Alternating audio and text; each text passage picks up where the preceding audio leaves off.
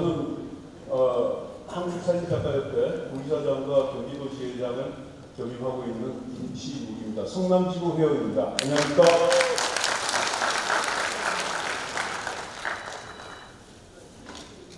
예, 오늘 이 행사는 미리 이제 말씀을 드리고 시작해야 될 것 같습니다. 성남시 지원으로 실시되는 행사이고요. 성남 예총 주최 행사입니다. 원래는 그 미니 콘서트라는 행사를 통해서 그 한 부분의 일환으로서 저희 성남 포토 콘서트도 진행되고 있음을 먼저 말씀드리겠습니다. 본 행사는 시간 일정을 간단하게 말씀을 먼저 드리자면 1시부터 본 행사 시작해서 한 15분 정도로 식전 행사를 진행하고요. 그리고 1시 15분부터 약 2시간에 걸쳐서 3시까지 작가와의 대화, 이원철 교수님과 국내 유명 패널분들을 모시고 좌담회형 작가의 대화를 진행하도록 하겠습니다. 그리고 한 15분 정도, 장례 정돈을 한 이후에 3시 15분부터 5시 30분까지 B셔터의 미학 하이테크니컬 촬영회를 우리 김가중 한국사진방송 대표님과 우리 한국사진작가협회 강건용 본부이사의 감독으로 촬영 감독으로 진행을 하도록 하겠습니다.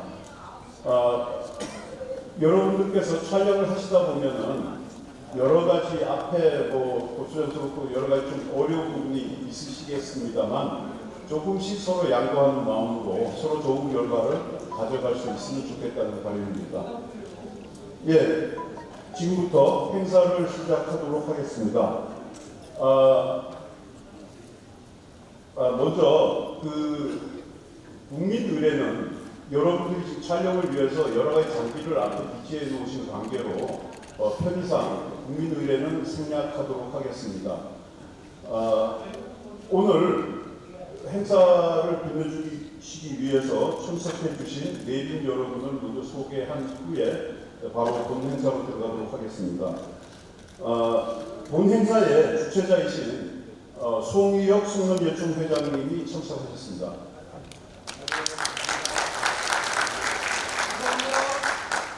첨단과 혁신의 희망도시 성남을 위해 애쓰시는 신상진 시장님을 대신하여 손용식 교육문화체육국장님께서 참석하셨습니다.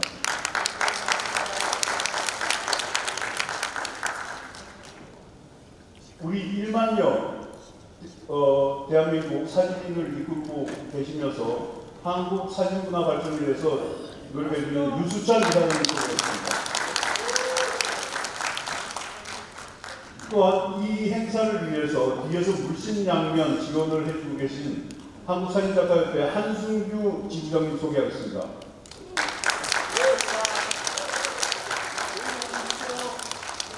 그 외에 많은 분들이 오셨습니다. 많은 분들이 오셨는데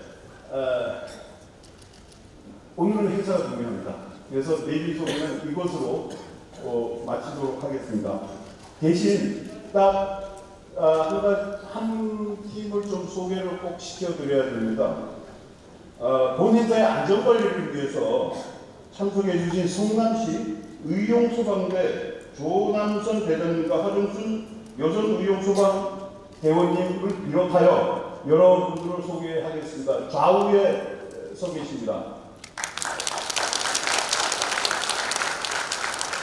작년에도 촬영을 너무 열심히 하시다가 한 분이 좀 잠시 졸졸하실 수도 계셔서 이렇게 의용소방대님께서 많은 도움을 주셔서 아무 문제 없이 다시 또 정신 차리고 촬영을 다시 하신 바 있어서 정말 감사하는 분들입니다. 이렇게 내빈 소개는 마치도록 하고요. 다음은 우리 행사를 위해서 이 행사를 마련해 주신 성남예총 송희혁 회장님의 인사 말씀이 있겠습니다.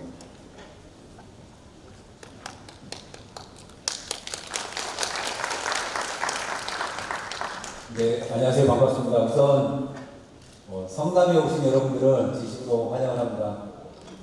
저는 성남의 주회장 송영입니다. 그리고 저 똑같이 여러분과 제성남 사진작가협회 회원으로 지금 돼 있습니다. 제가 이제 초회장이 되고 나서 2년 전에 이제 이런 미니 콘서트 예술에서 1년에 한 15회 정도에서 20회 정도 하고 있는데, 이런 사진작가협회에서 할 수 있는 콘서트를 이제 포토 콘서트를 한번 만들어보자라고 제안을 같이 했었고요. 그 제안을 한순규 지부장님과 지금 여기에서 사회를 보시는 우리 김신욱 지회장님, 경도 지회장님, 더불어서 이제 한국사진작가협회 부이사장님 계시는 두 분의 적극적인 도움으로 이렇게 행사를 마련하게 됐는데, 이게 어떻게 하다 보니까 전국적으로 이렇게 소문이 나서 이런 좋은 행사로 만들어졌습니다. 이런 행사가 되다 보니까는 유수찬 우리 사장님께서 참석해 주셔서 정말 감사하다는 말씀드리고요. 사진 찍으시는 분들이 늘 우리가 좋은 사진, 좋은 작품 만들고 싶어하는 것은 잘 알고 있습니다. 그래서 오늘 이 시간에 저희가 자그맣게 준비한 이 시간에 좋은 작품, 좋은 사진들을 내가 나만 찍을 수 있는 이런 사진들을 좀 많이 만드시는 이런 자리가 됐으면 좋겠고요. 항상 이런 자리에 늘 협조해 주시는 우리 성남 사진작가협회 회원들한테 다시 한번 감사하다는 말씀을 드리고요.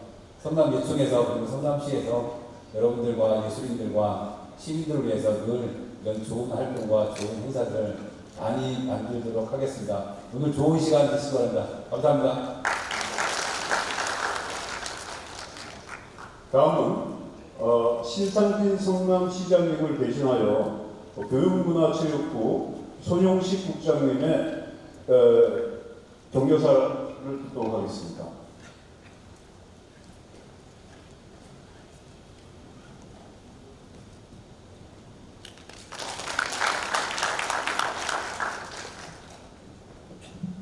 예, 안녕하세요. 성남시 교육문화체육부장 손용식입니다. 우리 성남 사진작가협회 회원님들과 우리 시로 방문해 주신 전국의 사진 작가님들께 감사의 말씀 드립니다. 오늘 시장님께서 참석하셔서 오늘 미니 콘서트, 포토 콘서트를 축하하실 예정이셨지만 부득이한 사정으로 참석하지 못하게 되셨다고 안타깝던 말씀을 전하며 제가 시장님 축사를 대신 대접하도록 하겠습니다. 반갑습니다. 성남시장 신상진입니다. 문화와 예술이 어우러지는 미니 콘서트, 포토 콘서트 개최를 진심으로 축하드립니다. 행사 준비를 위해 애써주신 송미혁 한국예총 성남지회장님과 한순규 한국사진작가협회 성남지부장님을 비롯한 관계자분들께 감사의 말씀을 드립니다. 이번 포토 콘서트 행사는 스마트폰 카메라의 보급과 더불어 사진 예술에 대한 대중의 관심이 높아지고 있는 시대 흐름에 발맞춘 행사로서 단순히 사진을 찍는 기술 배우는 것을 넘어서 이를 통해 사진의 아름다움과 깊이를 많은 분들과 나누고 공유하기 위해 선보이는 자리입니다. 성남시에서 자랑스럽게 선보이는 이번 포토 콘서트를 통해 전국의 사진 예술을 사랑하는 분들이 함께 모여 교류하고 작품을 통해 소통하는 그 어느 때보다도 소중 높고 의미 있는 시간이 되길 기원합니다. 성남시 첨단과 희망의 희망도시 성남이라는 시정 부활에 앞으로 시민 여러분이 문화와 예술을 통해 소통하고 더 나아가 삶의 질을 높일 수 있도록 적극적으로 지원하여 성남을 더욱 창의적이고 활기 넘치는 도시로 발전시키는 데 최선을 다하도록 하겠습니다. 여기 계신 모든 분들의 가정의 건강과 행복이 늘 함께 하시길 기원드립니다. 2024년 9월 21일 성남시장 신남진 이상 대독하였습니다. 반갑습니다. 원래 사실 시장님이 꼭 참석하신다 하셨는데 해외 출장 일정 때문에 참석을 못하셨다고 합니다. 다시 한번 인사 말씀 감사합니다. 다음은 우리 1만여 사진인을 대표하고 계시는 유수찬 이사장님의 축사 말씀을 듣도록 하겠습니다.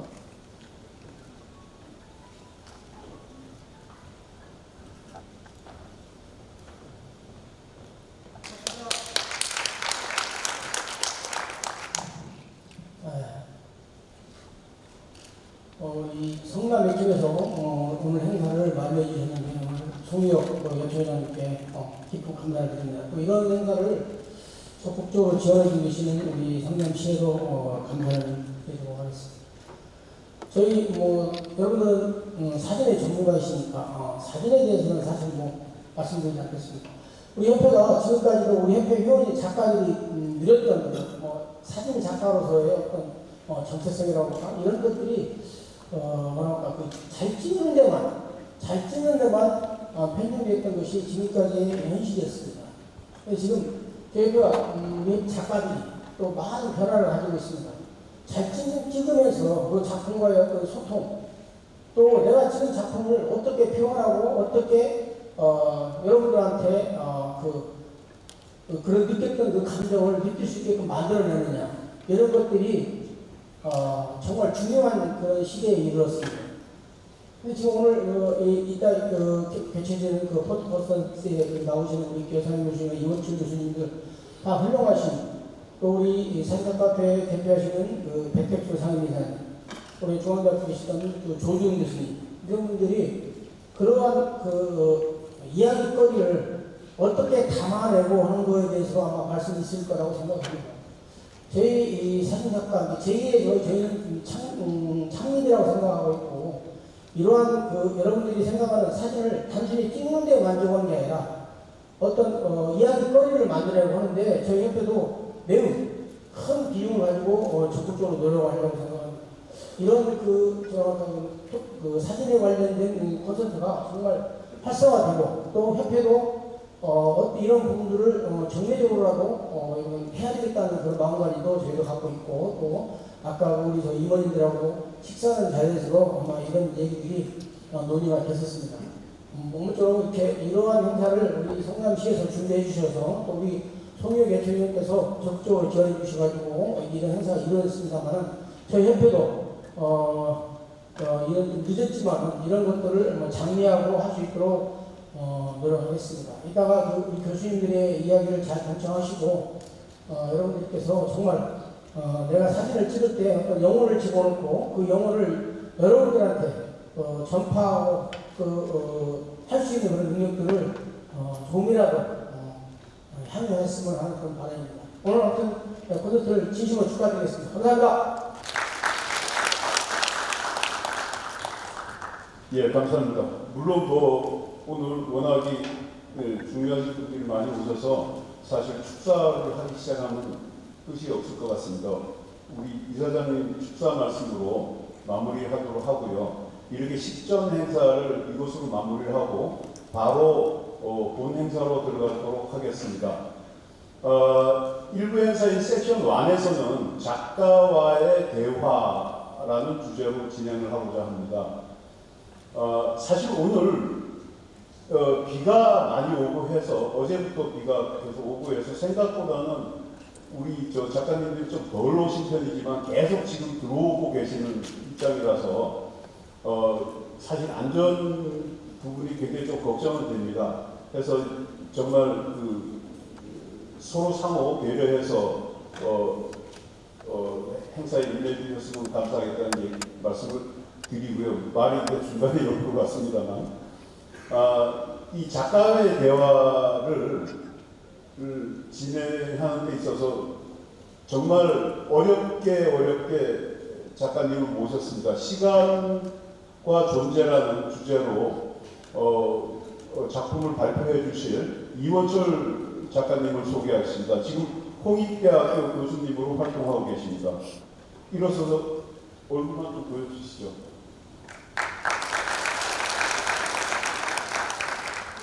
예, 그리고 중앙대학교 사진과 교수로 계시다가 최근에 경희대 글로벌 미래연구원 교수로 또 자리를 옮기신 우리 사진 아카데미 사진작가협회 아카데미 주임 교수님이십니다. 조준웅 교수님 소개하겠습니다. 그리고 재능대학교에 출강하고 계시는 여상현 교수님 소개하겠습니다. 우리 한국사진작가협회의 사진인문학이라고 하면은 대표하시는 분이시죠. 우리 배택수 상임이사님 소개하겠습니다. 이렇게 이원철 교수님을 모시고 세 분의 패널 분께서 좌담회 형태의 사진 강좌를 진행하는 걸로 하겠습니다. 바로 시작하도록 하겠습니다. 이호정 교수님, 작가님 올라오셔서 준비해 주시면 다시 한번 찍어주시고 다시 한번 찍어주시고.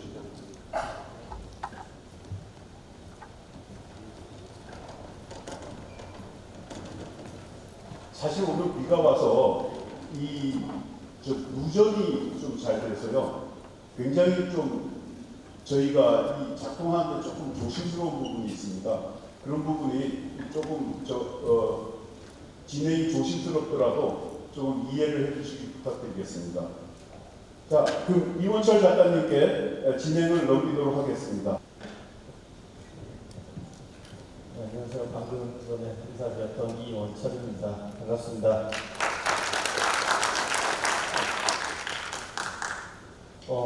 오늘 이 토크 콘서트를 한다고 해서 제가 이제 제목을 정하고 작품을 어떤 걸 보여드릴까, 그리고 제가 혼자 이렇게 발표하고 보여드린 거는 20분 정도 시간이 주어져서, 그래서 전체 시리즈를 다 일일이 설명하기에는 좀 길 것 같아서 제가 한 2가지 시리즈만 준비를 했고요. 그 2가지 시리즈를 준비한 기준은 제가 여태까지 작업한 것 중에 가장 이제 대표작이라고 생각하는, 그러니까 이원철이라는 이름을 사람들이 알게 좀 그렇게 된 작품들이라든지, 아니면 제가 좀 오랫동안 기간에 들여서 작업을 했던 거, 그리고 제가 스스로도 좀 만족스러운 그런 기준을 이제 2가지 시리즈를 정했고요. 그리고 그 2가지 시리즈가 뭐 소재로 따지면은 하나는 이제 무덤 찍었던, 경주 무덤 찍었던 그런 시리즈고, 또 하나 이제 시계를 찍었던 시리즈입니다. 그러다 보니까 제목을 정할 때 하나는 무덤이라는 건 사실 제가 삶과 죽음에 대한 얘기를 하는 거거든요. 삶과 죽음이라는 것은 존재에 대한 얘기가 될 수가 있고, 시계를 찍는 거는 시간에 대한 얘기를 하고자 작업을 했던 거기 때문에 그 자체로 그냥 존재와 시간이 되더라고요. 존재와 시간은 뭐 잘 아시겠지만 하이데거가 쓴 그 짜이트 그 존재와 시간, 그걸 얘기하는 거고요. 그래서 뭐 거창하게 존재와 시간이라는 제목으로 정하긴 했습니다. 일단은 제가 2가지 시리즈 보여드리면서 좀 설명을 드리고, 그리고 다른 이제 작업들을 좀 가지고 오긴 했는데, 그건 이제 토크하면서 보여드릴 때 필요하면 제가 이제 또 보여드리도록 하겠습니다. 잘 보이시는지 모르겠는데, 제가 2001년부터 이제 작업이라고 생각하는 건 2001년부터 시작을 했고요. 사진 시작한 건 이제 91년도부터 했으니까 30년 조금 넘었고, 그래서 그때부터 2001년도부터 뭐 지금 이제 최근까지 했던 작업들이고, 오늘 보여드릴 시리즈는 이 2번째 줄에 해당되는 거, 언피니시드라고 써있는 거랑 더 스타일라이트 경주, 서클 오브 워킹, 그리고 맨 밑에 있는 타임 시리즈, 그렇게 2가지 정도 될 것 같아요. 처음에 언피니시드 시리즈는 이거는 좀 이따 참고가 될 것 같으면 제가 보여드리고, 일단 한국에서 촬영한 나무와 고분 찍었던 시리즈를 좀 보여드리도록 할게요. 더 스타일라이트 경주와 서클 오브 워킹, 같은 소재와 같은 컨셉으로 작업을 한 건데, 이제 시리즈를 제가 2개로 제목만 이제 바꿔서, 그거는 이제 그 바꾼 이유는 이게 나중에 후반 작업 2008년도부터는 경주가 아닌 다른 지역도 이렇게 촬영을 하다 보니까 오래된 고분분들이 굉장히 많이 분포가 돼 있더라고요. 그래서 그 지역을 이제 촬영하게 되니까 경주라는 제목은 빼고 이제 다른 시리즈로 제목만 바꾼 거고요. 같은 시리즈라고 생각하시면 됩니다. 그래서 이 시리즈 같은 경우에는 나무와 고분을 같이 작업을 했고요. 그래서 사실 아까 그냥 넘어갔던 언피니시드라는 시리즈가 이 작업을 하게 된, 어떻게 보면은 더 전에 모체가 됐던 그런 작업이고요. 호주에서 찍었던 무덤 시리즈인데, 아무튼 제가 이제 삶과 죽음에 대한 그런 것들, 그 전에 이제 무덤을 찍다 보니까 그런 걸 관심이 있었고, 제가 이제 유학할 때인데 한국 들어와서 보다가 경주에 있는 무덤을 보고서 나무와 같이 작업을 해가지고 보여주면은 그 삶과 죽음에 대한 얘기를 좀 더 풀어나갈 수 있겠다, 그런 생각이 들었어요. 그래서 우리가 나무가 항상 이제 살아있는 것 같지만 그 안에서 삶과 죽음을 계속 저는 1년 주기로 반복한다고 생각을 하거든요.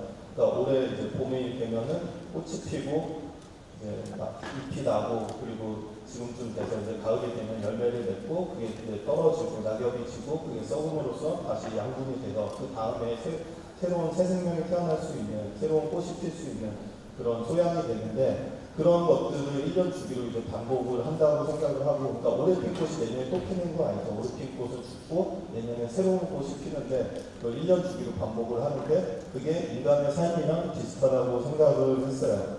그러니까 우리도 부모님으로부터 이렇게 어렸을 때 태어나서 어머님의 젖을 먹고 어느 정도 성장이 되고 또 배우자를 만나서 자식을 낳고 그렇게 계속 이어나가는 것들이, 근데 그렇게 이어나가는 게 마치 나무가 점점 커지면서 몇십 년, 몇백 년을 자라잖아요. 그 뿌리는 점점 깊어지고 줄기는 강고해지고, 그러니까 인간도 마찬가지라고 생각을 한 거예요. 그 대신 나무의 1년 주기와 사람의, 인간의 한 세대를 비슷하다고 본 거죠. 우리도 아까 말씀드린 것처럼 그렇게 육체적으로 성장을 하기도 하지만 정신적 가르침을 소양으로 계속 이어나가면서 인류가 발전하는 것이 나무가 커가는 과정이랑 이게 비슷하다고 생각을 해서 나무와 고분을 같이 작업을 했습니다. 그래서 아까 말씀드렸듯이 삶과 죽음에 대한 얘기를 하고 있는 거고요. 그래서 나무가 항상 살아있는 것 같지만 그 안에서 삶과 죽음을 반복을 하고, 무덤이라는 건 분명하게 죽음의 상징인 건 맞죠. 우리가 무덤하면 떠오르는 거는 죽음이라는 단어일 테니까.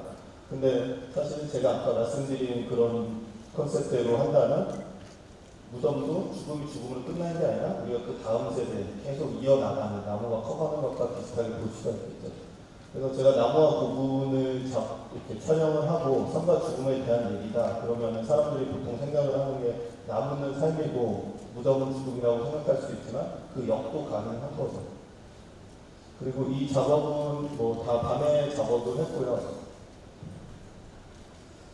이렇게 조금 녹색이 많이 띄는 거는 여름에 많이 찍어서 그래요. 여름에 작업을 하다 보면 이제 수증기가 많으니까, 그 중에 수증기가 많다는 거는 인공광이 더 개입을 많이 한다는 거나 마찬가지거든요.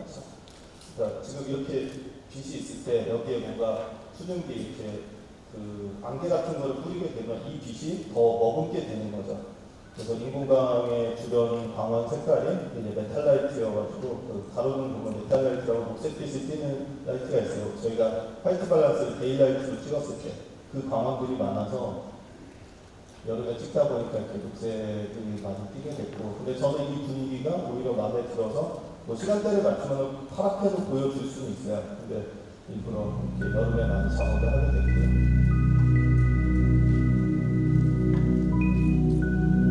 그러니까 이 작업이 다른 것보다는 다른 건 다 녹색인데 얘만 이제 하늘이 파랗죠. 이거는 사실 해 뜨기 전에 찍어서 그래요. 해 뜨기 전에 찍은 이유는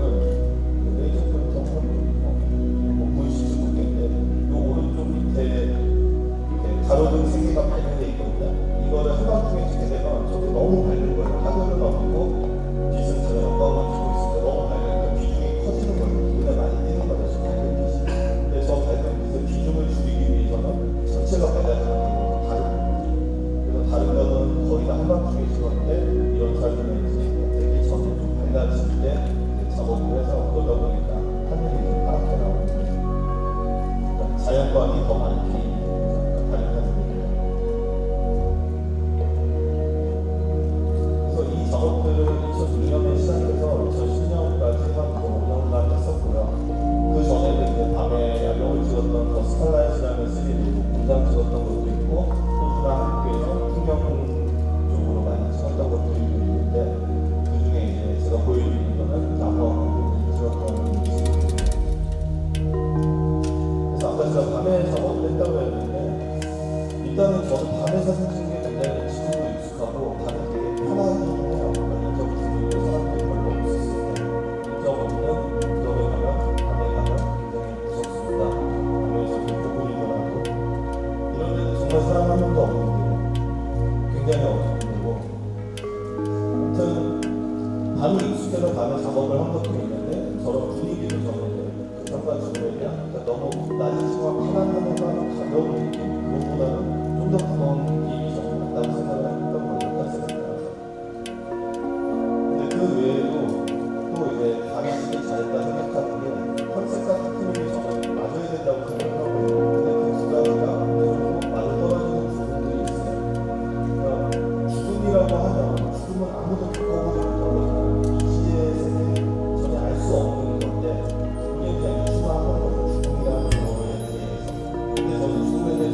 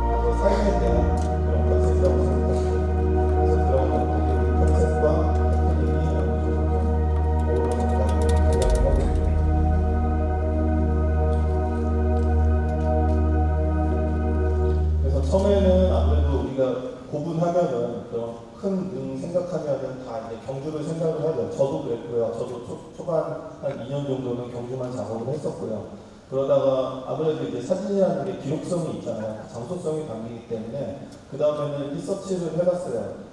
문화재청 사이트에 들어가서 고분군으로 등록해져 있는 그런 사적들을 이제 쭉 찾아봤는데 굉장히 많더라고요. 제가 모르는 지역들. 그러니까 특히 이제 뭐 경주를 중심으로 해서 그게 대부분이 제가 가야 그 무덤들이었어요. 또 여기는 이제 하천인데 창녕, 합천 그리고 뭐 나주도 있었고요. 나주는 이제 전라도긴 하지만 거기도 좀 의외였긴 한데 아까 보여드렸던 좀 전에 보여드렸던 좀 밝게 찍은 거 여기가 이제 나주였고요. 그래서 그런 식으로 다른 지역들, 사람들이 잘 모르는 지역들 그런 데까지 이제 확장시켜서 작업을 하게 된 거죠.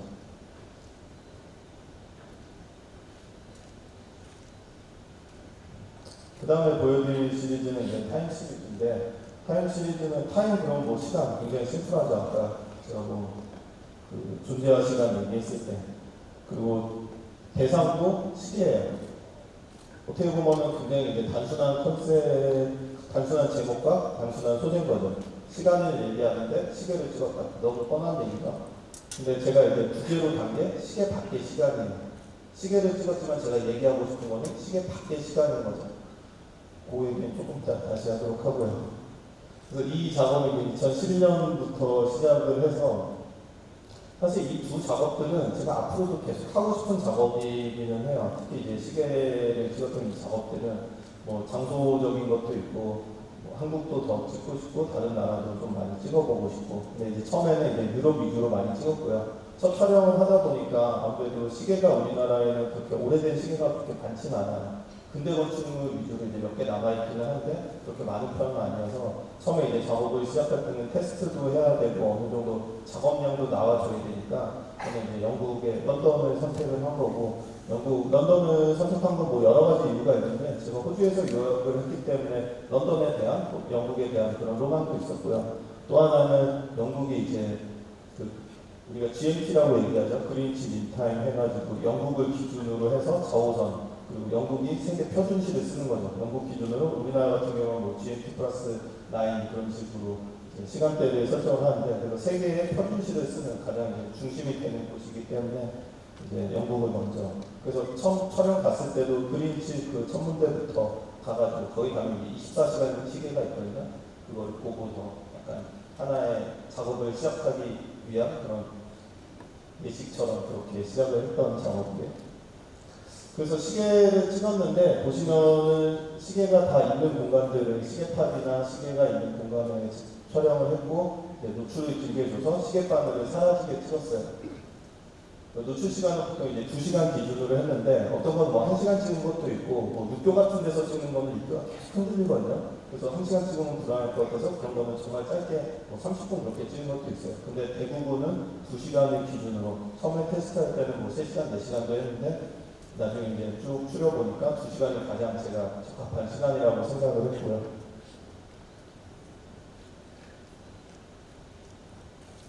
그래서 저한테는 시계 속에서 시계 바늘을 제거하는 게 목적이었어요. 그래서 아까 시계 밖의 시간이라는 주제가 있었고 그러니까 시계는 우리가 당연히 시간을 알려주는 그런 기계인 거죠. 시간은 물리적으로 나눠놓은 기계인데 사실 가장 중요한 역할을 하는 건 시계 바늘이잖아요. 시계 바늘이 있어야 우리가 몇 시구나 지금 몇 시구나 그런 걸 알고 시간을 이제 보면서 생활을 할 수 있으니까. 근데 그 시계 바늘이 제거됐을 때 그러면 시계는 제 기능을 못하는 거죠. 그러니까 제가 보여주고 싶은 시간은 사실 저런 물리적인 시간이 아니라 그러니까 시간을 저는 두 가지로 나눈 거예요. 그거를 뭐 철학적인 시간으로 얘기하면 카이로스의 시간, 크로노스의 시간 그렇게도 얘기를 하는데 어쨌든 물리적인 시간, 그러니까 양적인 시간과 질적인 시간으로 두 개를 구분을 했고 제가 강조하고 싶은 시간은 이제 질적인 시간.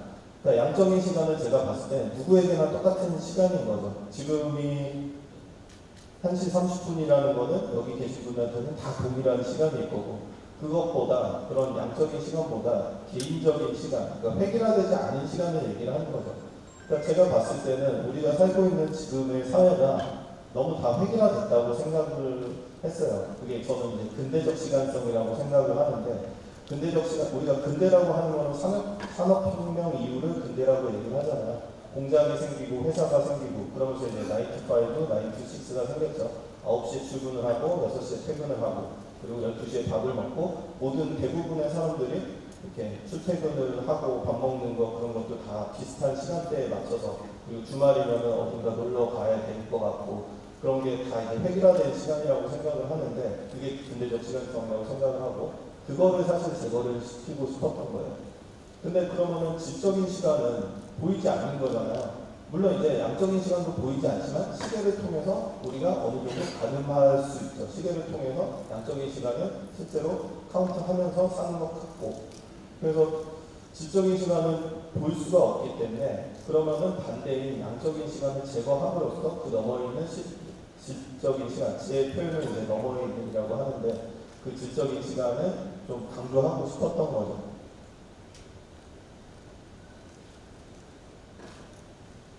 그래서 질적인 시간은 좀 더 획일화되지 않은 시간, 개인적인 시간, 자신만의 시간, 그러니까 자신이 가치 있다고 생각하는 시간을 얘기를 한 거죠. 그러니까 남들과 다 똑같은 시간이 아니라 그거는 저는 시간뿐만 아니라 다른 유행 같은 것도 마찬가지라고 생각을 하거든요. 자기의 취향이나 성향 같은 것들도 어떤 사회가 획일화되다 보면 다 비슷하게 흘러가는 거죠. 다 비슷한 옷을 입어야 되는 것 같고 이걸 안 사면은 나는 좀 낙오되는 것 같고 그게 아니라 그냥 자기가 좀 편하고 하면은 사고 입고 다 할 수 있는 거죠.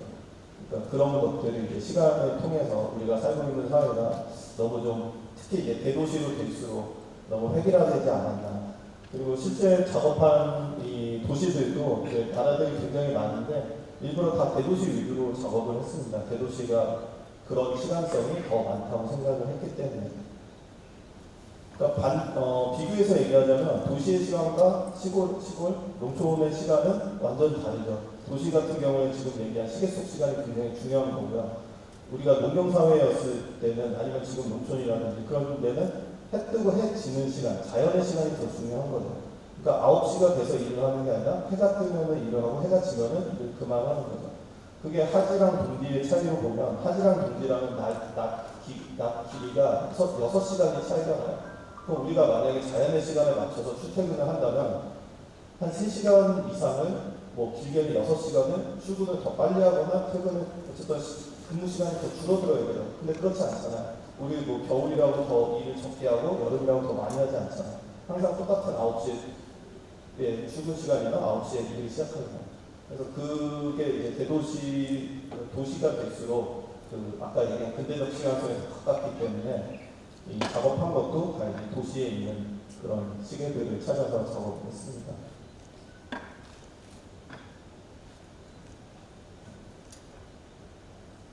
그래서 저는 이전에도 아까 뭐 야경 찍었던 것도 있고 그 전에 밤에 찍었던 것도 있기 때문에 노출을 길게 주는 게 그냥 익숙했어요. 오히려 들고 찍는 게 되게 어색해요. 어떻게 사진을 이렇게 짧게 찍을 수 있지? 125분의 1초 어떻게 사진을 바꿀 수 있단 말이야. 찍고 나면은 내가 이거 찍은 거 뭔가 허전하고 막 항상 이렇게 길게 찍다 보니까 그리고 그런 테크닉도 또 익숙한 거죠. 길게 찍으면은 정지되어 있는 거는 선명하게 나오고 움직이는 것들은 흐릿하거나 사라진 것처럼 나오잖아요. 그래서 그런 것들이 계속 익숙했어요. 그러니까 그런 거를 계속 보고 찍다 보니까 사물들을 봐도 어떤 공간을 봐도 그게 항상 머릿속에 떠올라요. 지금 여기 있는 이 장면을 제가 만약에 여러분들 바라보고 있으면 여기를 1시간 동안 찍으면 어떻게 될까? 어떤 분들은 정말 저를 정확히 쳐다보시는 분도 있을 거고 어떤 분들은 꾸벅꾸벅 졸면 이렇게 필타게 나올 수도 있고 왔다 갔다 하시는 분도 있을 거고 그게 이제 항상 습관적으로 이제 연상이 되는 거죠. 그러면은 그거를 계속 이렇게 그 생각을 갖고 공간을 보다 보면은 계속 찾게 되는 거예요. 아, 여기에 정확히 맞는 대상은 뭘까? 컨셉은 뭘까? 장르추리하는 거는 내가 갖고 있는 테크닉인데 이 테크닉과 맞아 떨어질 수 있는 컨셉은 뭘까? 그게 계속 이제 머릿속에 있는 거죠. 그러니까 저는 아까도 말씀드렸지만 테크닉이랑 표현 방법, 테크닉과 컨셉이 맞아야 된다고 생각을 하거든요. 그러니까 아무거나 다 장르출로 찍는다고 좋은 작업이 될 수는 없다고 생각을 해요. 근데 그게 이제 맞아 떨어진 게 제 생각에는, 제 기준에서는 시계 작업이었던 거죠. 그리고 시간성에 대한 얘기, 아까 뭐 근대적 시간성에 대한 얘기도 했지만 조금 아이러니하고 재밌는 면도 있었어요. 그러니까 시간을 길게 담으니까 어쨌든 2시간 찍은 건 시간을 길게 그 사진을 담았더니 시간이 사라지네. 사진 시계 바늘이 사라진 거죠. 그래서 약간 역사적인 그런 느낌도 있고, 처음에 뭐 우연히 밤에 야경을 아까 뭐 흑백 장 있었는데 그게 여기서 너무 밝게 보여서 제가 넘어갔어요. 잘 시계가 안 보이길래. 근데 밤에 제가 나온 학교에 이렇게 10분 동안 밤에 찍다 보니까 어두우니까 노출을 한 10분 줬는데 시계가 있는지도 몰랐어요. 어두워가지고. 근데 나중에 인화하고 보니까 바늘이 하나가 사라진 거예요. 분침이 사라지고 시침 하나가 딱 남았더라고요. 10분 주니까. 근데 10분이면 각도로 따지면 이게 60도 돌아간 거거든요. 60도 움직이는 거. 네. 이제 바늘이 사라진 것처럼 나와서 그걸 보고서 그때부터 이제 시계 작업을 해야겠다 생각을 한 거예요. 그러니까 저도 우연한 계기였던 거죠. 보면서 이걸로 작업하면 재밌겠다. 시계에서 시계를 바늘을 제거하면서 그러면은 그게 어떤 의미가 있을까? 또 그때부터 이제 생각해 나가는 거죠. 그럼 어떤 의미가 있다? 근대적 시간성이 있다. 그럼 근대적 시간성이라는 게 모든 지역에 해당하면 그건 아니다. 도시에만 해당된다. 그럼 도시에 가서 찍어야겠다.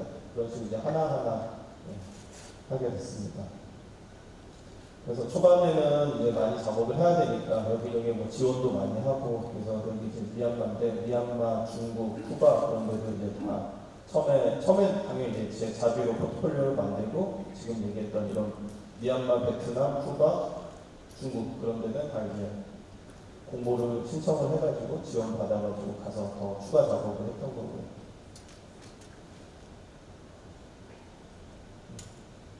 제가 두 가지 작업 보여드린다고 했는데 준비한 건 여기까지 하고 나머지 이제 토크하면서 궁금한 점이라든지 그런 것들 또 답변 드리도록 하겠습니다.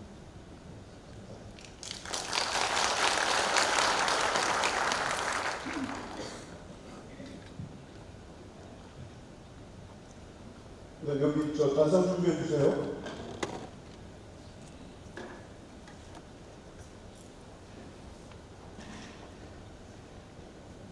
단상 준비해 주세요. 자, 지금까지 이호철 작가님의 그 작품 세계 설명을 들었습니다. 우리 여기 테이블을 설치하기로 한 우리 강동현 연출 감독이 여태까지 있다가 노시간에 사라져 버려가지고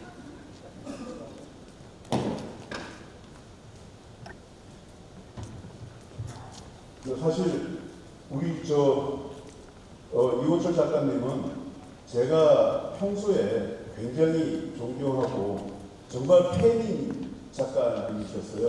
근데 지난번 그 한국사회작가협회 아카데미 졸업전을 하는데 식사장에서 이원철 작가님을 뵌 거예요. 제가 너무나 반가워가지고 그 이원철 작가님 맞으십니까? 맞다고. 그래서 반갑게 인사하고 이 자리에 메인 작가님으로 모시는 영광스러운 기회를 가질 수 있게 되었습니다. 오늘 사실 정말 사진 촬영 기법을 떠나서 정말 사진은 어떤 의미를 가지고 내가 사진 활동을 해야 되는가에 대한 정말 좋은 힌트를 받으신 그런 자리가 될 거라고 믿어 의심치 않습니다. 자, 준비된 것 같기에 우리 패널님들을 소개하겠습니다. 우리 한국사진작가협회 아카데미의 주임 교수님으로 계신 그 조준 교수님, 지금 현재 경희대 미래교육원 교수님으로 지금 활동하고 계십니다만, 조준 교수님이 메인 패널로 해주실 것이고요. 자리에 좀 앉아 주시고요. 그리고 우리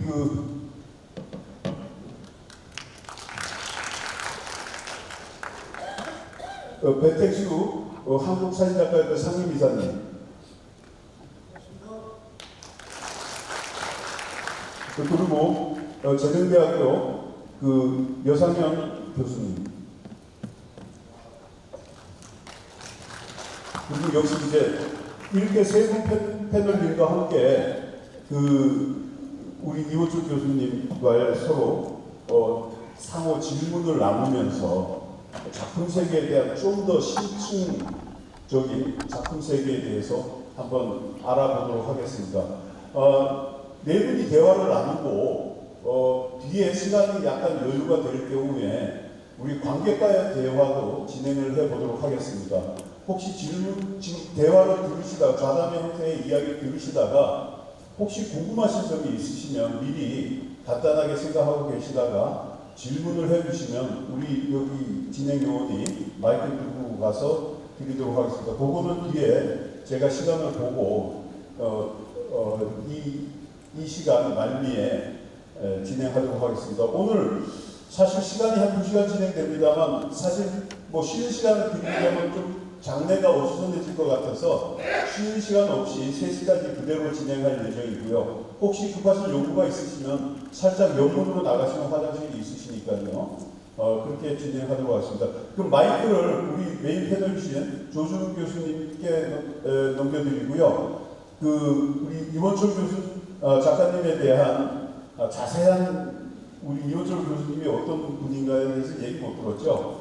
그래서 우리 조준 교수님이 소개해드리고 행사를 진행하는 걸로 이제는 또 마이크를 조준 교수님께 넘기도록 하겠습니다. 네, 안녕하세요. 다들 너무 조용하신데요. 안녕하세요. 네, 이원철 작가님의 그 작품 세계 만나보시면서 재밌으셨나요? 네. 이번 성남 포토콘서트의 그 시간의 예술가인 이원철 교수님을 제가 소개시켜 드리게 되어서 참으로 기쁩니다. 렌즈를 통해 물리적으로 흐르는 시간과 그 속에 담긴 인간의 존재 그리고 세계의 변화를 굉장히 잘 설명을 해주신 것 같은데요. 이 시간이라고 하는 것이 단순히 눈으로 보는 시간뿐만이 아니라 작품 속에서 그 시간이 움직이기도 하고 또 멈추기도 하고 또 사라지기도 하는 그런 경험들을 이원철 작가님의 작품 세계를 보시면서 느끼시지 않으셨을까 하는 생각이 듭니다. 이원철 작가님의 작가 이력을 잠깐 소개를 시켜드리면 작가님께서는 RMIT 유니버시티에서 포토그래피를 전공을 하셨고요. 홍익대학교에서 석박사를 하셨습니다. 그리고 32회 대인전과 200여회 단체전에 참여를 하셨습니다. 그리고 기획전도 하셨고요. 너무 그 이력이 길으셔가지고요.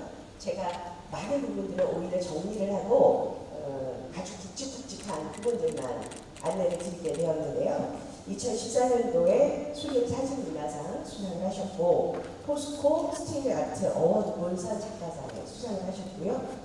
중앙미술대전 올해의 작가 선정되셨습니다.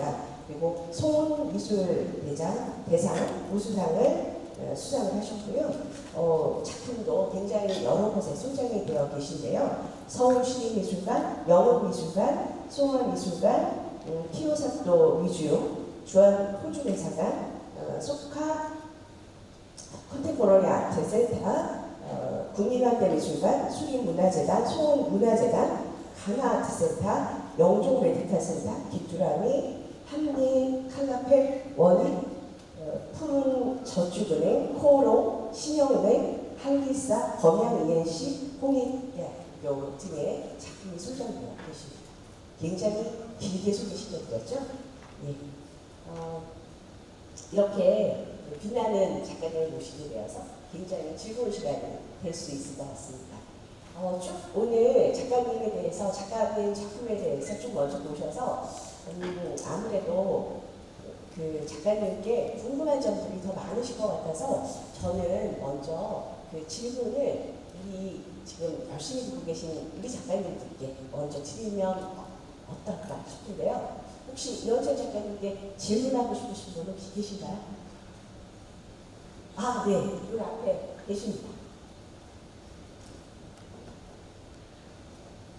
안녕하세요. 저는 안양에서 사진을 절개하는 이영섭입니다. 제가 이원철 교수님 강의를 잠깐 몇자 적어서 질문을 했답니다. 저희 협회 회원들은 장노출, 다중노출, 특수 촬영을 절개하는 작가들이 많습니다. 도시민의 그 독자적인 강의에서 노출, 장노출과 다중노출 사진에 대한 관심이 작가들이 많은 것으로 알고 있습니다. 그래서 장노출을 절개하는 대부분의 작가들은 낮 시간대에 우리가 MD 히터를 사용해서 장노출을 줄이는 방법을 대해서는 잘 알고 있습니다. 하지만 교수님 작품들 중에는 다양한 오브제들이 있고 밤 시간대에 적정 노출을 사용해서 촬영을 흔적과 흐름을 시각적으로 작업을 한 것으로 보아집니다. 그래서 낮 시간대의 그 장노출이 아닌 밤 시간대에 장노출을 하게 된 동기와 배경, 의도를 무엇인지 방법이나 팁을 저희 작가들한테 알려주시면 감사하겠습니다.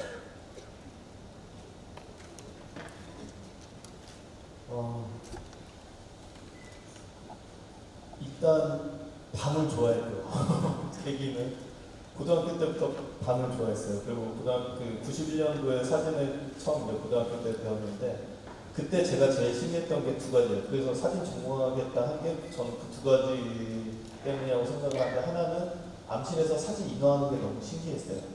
그러니까 인화라는 게 그냥 어떻게 보면 하얀 종이잖아요. 인화라는 게 하얀 종인데 거기에다가 빛을 쐬고 무슨 약투명하게 그냥 물인 거죠. 그래 담갔는데 상이 차차 떠오르는 거예요. 그게 너무 신기했고 또 하나는 비셔터라는 걸 알았을 때가 신기했어요.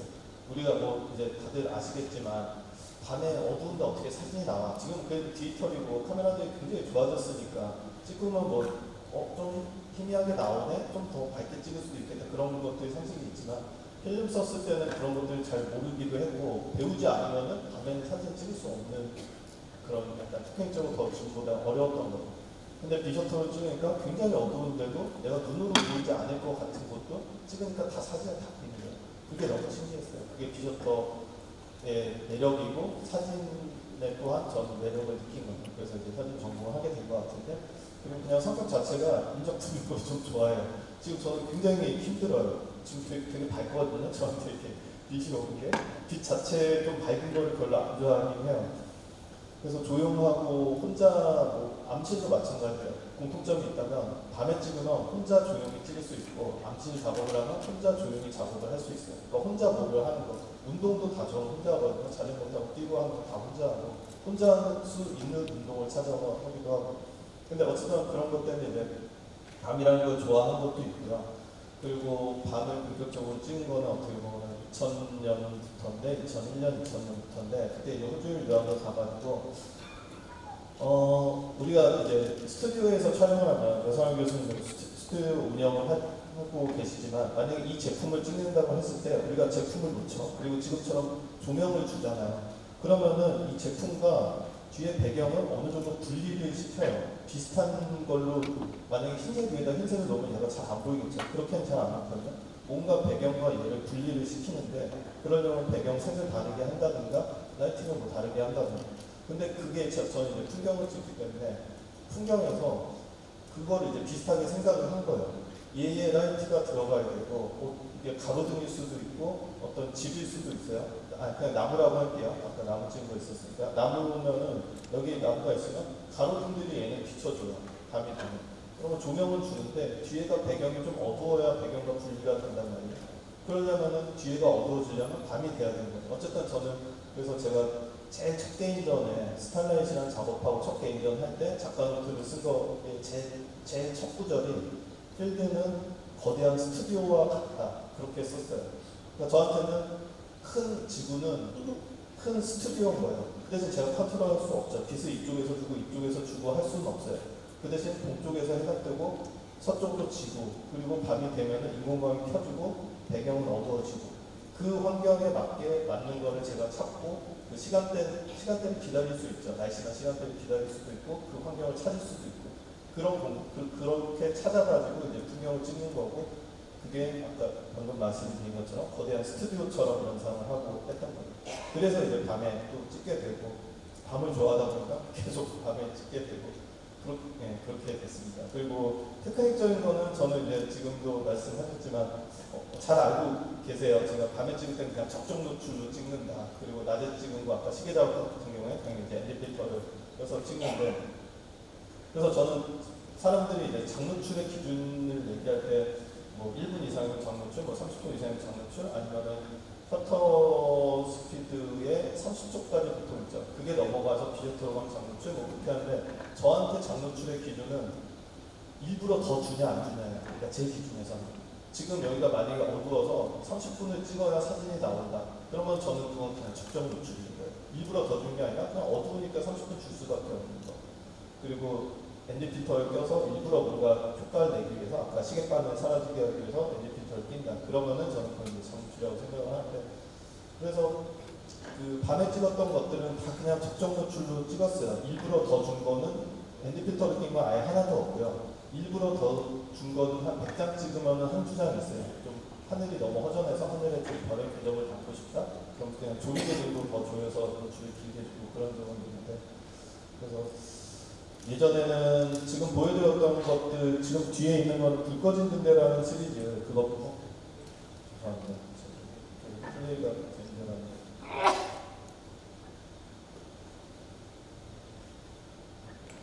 계속 돌아오고 있었을 텐데 불 꺼지는 데라는 시리즈 빼고는 여기 보여드리는 것들은 다 이제 필름으로 작업을 했던 거거든요. 그래서 필름 같은 경우에는 진짜 현상하기 전까지는 이제 모르는 거죠. 근데 처음에는 그렇게 이제 감으로 경험적으로 많이 했었는데 디지털 카메라가 생기고 나서는 항상 같이 가지고 다니긴 했어요. 필름으로 찍더라도. 그래서 디지털 카메라로 테스트를 한 다음에 그 노출을 보고서 그 대신 이제 테스트하고 어느 정도 자기가 기준을 정해야 돼요. 디지털에서 이 정도 나오는 게 히스토그램에서 이 정도 나오는 게 필름에서는 어떻게 나오는지 분명히 다르거든요.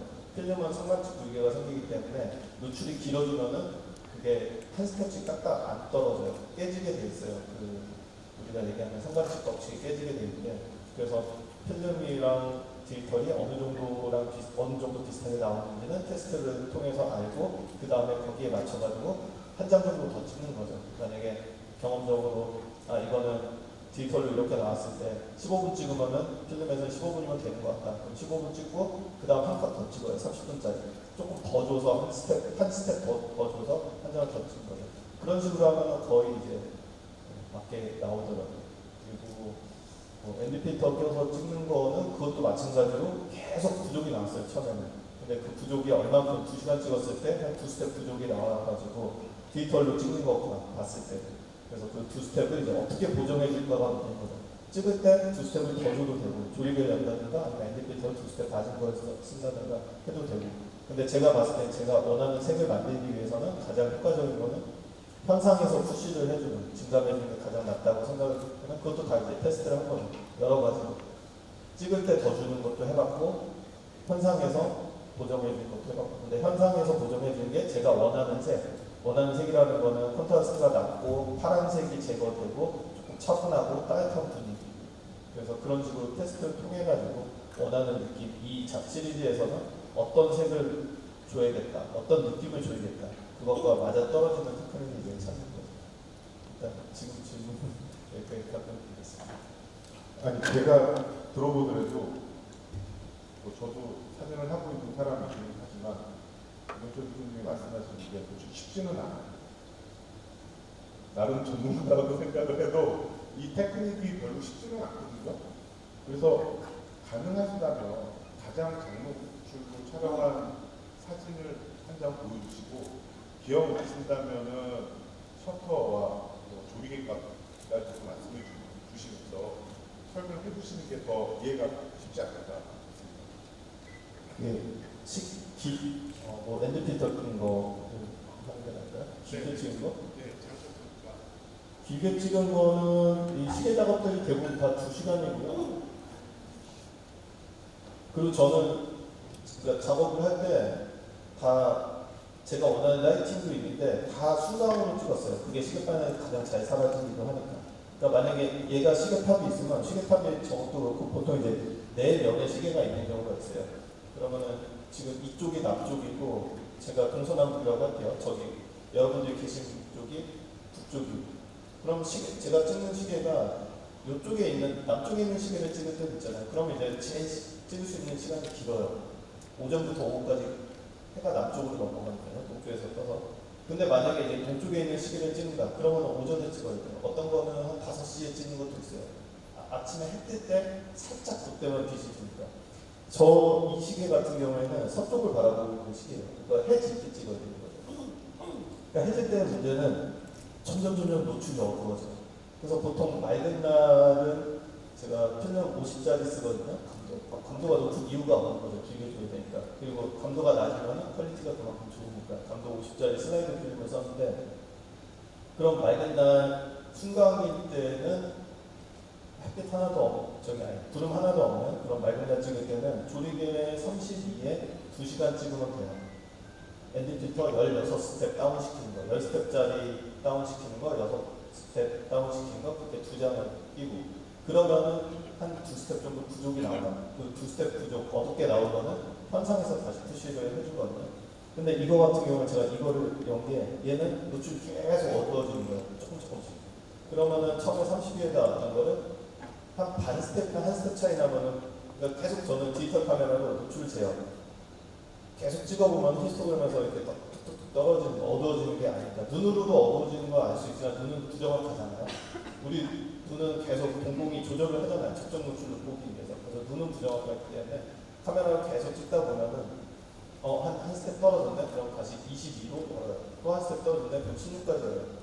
그 다음에 11인가 16까지 열고, 더 열면 이제 실도가 너무 떨어지니까 그 다음에 필터를 바꿔요. 필터를 바꿔끼고 다시 조리고, 그걸 계속 반복해요. 그럼 나중에 막 필터 2장도 갈아낄 때도 있고, 흐린 날이거나 비 오는 날도 마찬가지예요. 그럴 때도 갑자기 뭐 비가 온다든가 그러면 노출 뚝뚝뚝 떨어지면 계속 그걸 조절하고, 너무 많이 오면은 그냥 촬영 중인 거고, 콘트라스트가 낮아지니까 빛은 어느 정도 있어야 되니까. 근데 좀 이렇게 천천히 계속 생각하면서 찍다 보면 반복되는 거잖아요. 이거 찍는 게 똑같은 결 노출, 똑같은 그런 테크닉을 찍는 거니까 반복되다 보면은 어렵지는 않아요. 이렇게 어쩌다 한 번 하면 어려울 수 있지만 계속 똑같은 걸로 비슷하게 반복을 하다 보면 한 컷 찍는데 2시간씩 걸리면 비셔터를 놓고 그 사이에 뭐 하고. 이거 찍을 때는 그래도 조금 낫어요. 날씨만 좋으면은, 그러니까 2컷 찍으면 브라켓팅 하면, 그러니까 브라켓팅이 아니죠. 이제 똑같은 브라켓팅을 했어서 똑같은 컷으로 똑같은 노출 2개를 찍고 현장은 다르거든요. 어쨌든 2컷을 찍으면은 세팅하고 철수하고 그러면 이제 5시간은 걸려요. 제일 중요한 거는 물을 마시면 안 돼요. 커피 절대 못 마셔요. 5시간, 화장실 진짜로. 그래서 커피는 아예 안 마시고 물은 딱 요만큼 목마르면 입에 물고 있다가 정말 목마름을 하고 정말 목마름을 먹고요. 그게 가장 저는 시작할 때 힘든 것 중에 하나였어요. 생각했을 때도 그렇고. 근데 뭐 그런 거를 그래서 그동안에 날씨만 계속 구름 하나 없이 일정하면은 어떤 거는 잔디에 누워서 찍은 것도 있어요. 그냥 열어놓고. 근데 이제 날씨가 계속 제일 힘든 거는 흐린 날, 구름이 있었다 없었다 하면은 계속 제가 노출을 재고 그만큼 조리개 열었다 닫았다 계속 반복을 해야 돼요. 그러면 이제 계속 바쁘죠. 2시간, 3시간, 4시간 이렇게 해야 돼요. 여상을 교수님께서 우리 작가 선생님께서 꼭 알고 싶은 질문만 콕콕 해주시죠? 네, 저도 하나 질문 드리겠습니다. 그래서 타임 시리즈는 몇 작품 정도 하셨습니까? 조리개 한 거는 한 40개, 개인전할 때 40개 정도 실었고요. 그 이후에도 이제 좀 작업을 한 게 있으니까 저는 작업량이 많지는 않아요. 모든 시리즈들이. 그래서 아까도 이제 더 계속 하고 싶다는 게 작업량을 좀 늘리는 그런 것들을 좀 하고 싶고요. 그래서 시계 작업도 이제 계속 좀 찍고 싶다는 게 작업량 때문에 그런 것도 있어요. 괜찮은 시계들은 너무나 세상에 많고, 그리고 작가의 작업량이라는 것도 굉장히 중요하기 때문에 하나를 어느 정도 몇십 년을 했다, 평생 했다 그런 것도 중요하기 때문에 시계 작업이나 그런 거는 작업량이 하루에 정말 제일 많이 찍은 게 시계 작업할 때 제일 많이 찍은 게 5장이었어요. 5컷이 아침 집에서 한 3시인가 나가가지고 아침 5시부터 찍어가지고 그때가 영국을 6월에 갔는데 아침 한 5시면은 4시 정도만은 사진 찍을 수 있을 정도 밟고 밤 10시까지 다녔어요. 그렇게 해야 5장을 찍더라고요. 이동 시간까지 해가지고. 작업량은 많지 않습니다. 40작품 있으신데 작업량 많지 않으시다고 계신가? 사실작품 정도해야 데이터가 나온다. 이렇게 이해하면 되겠습니까?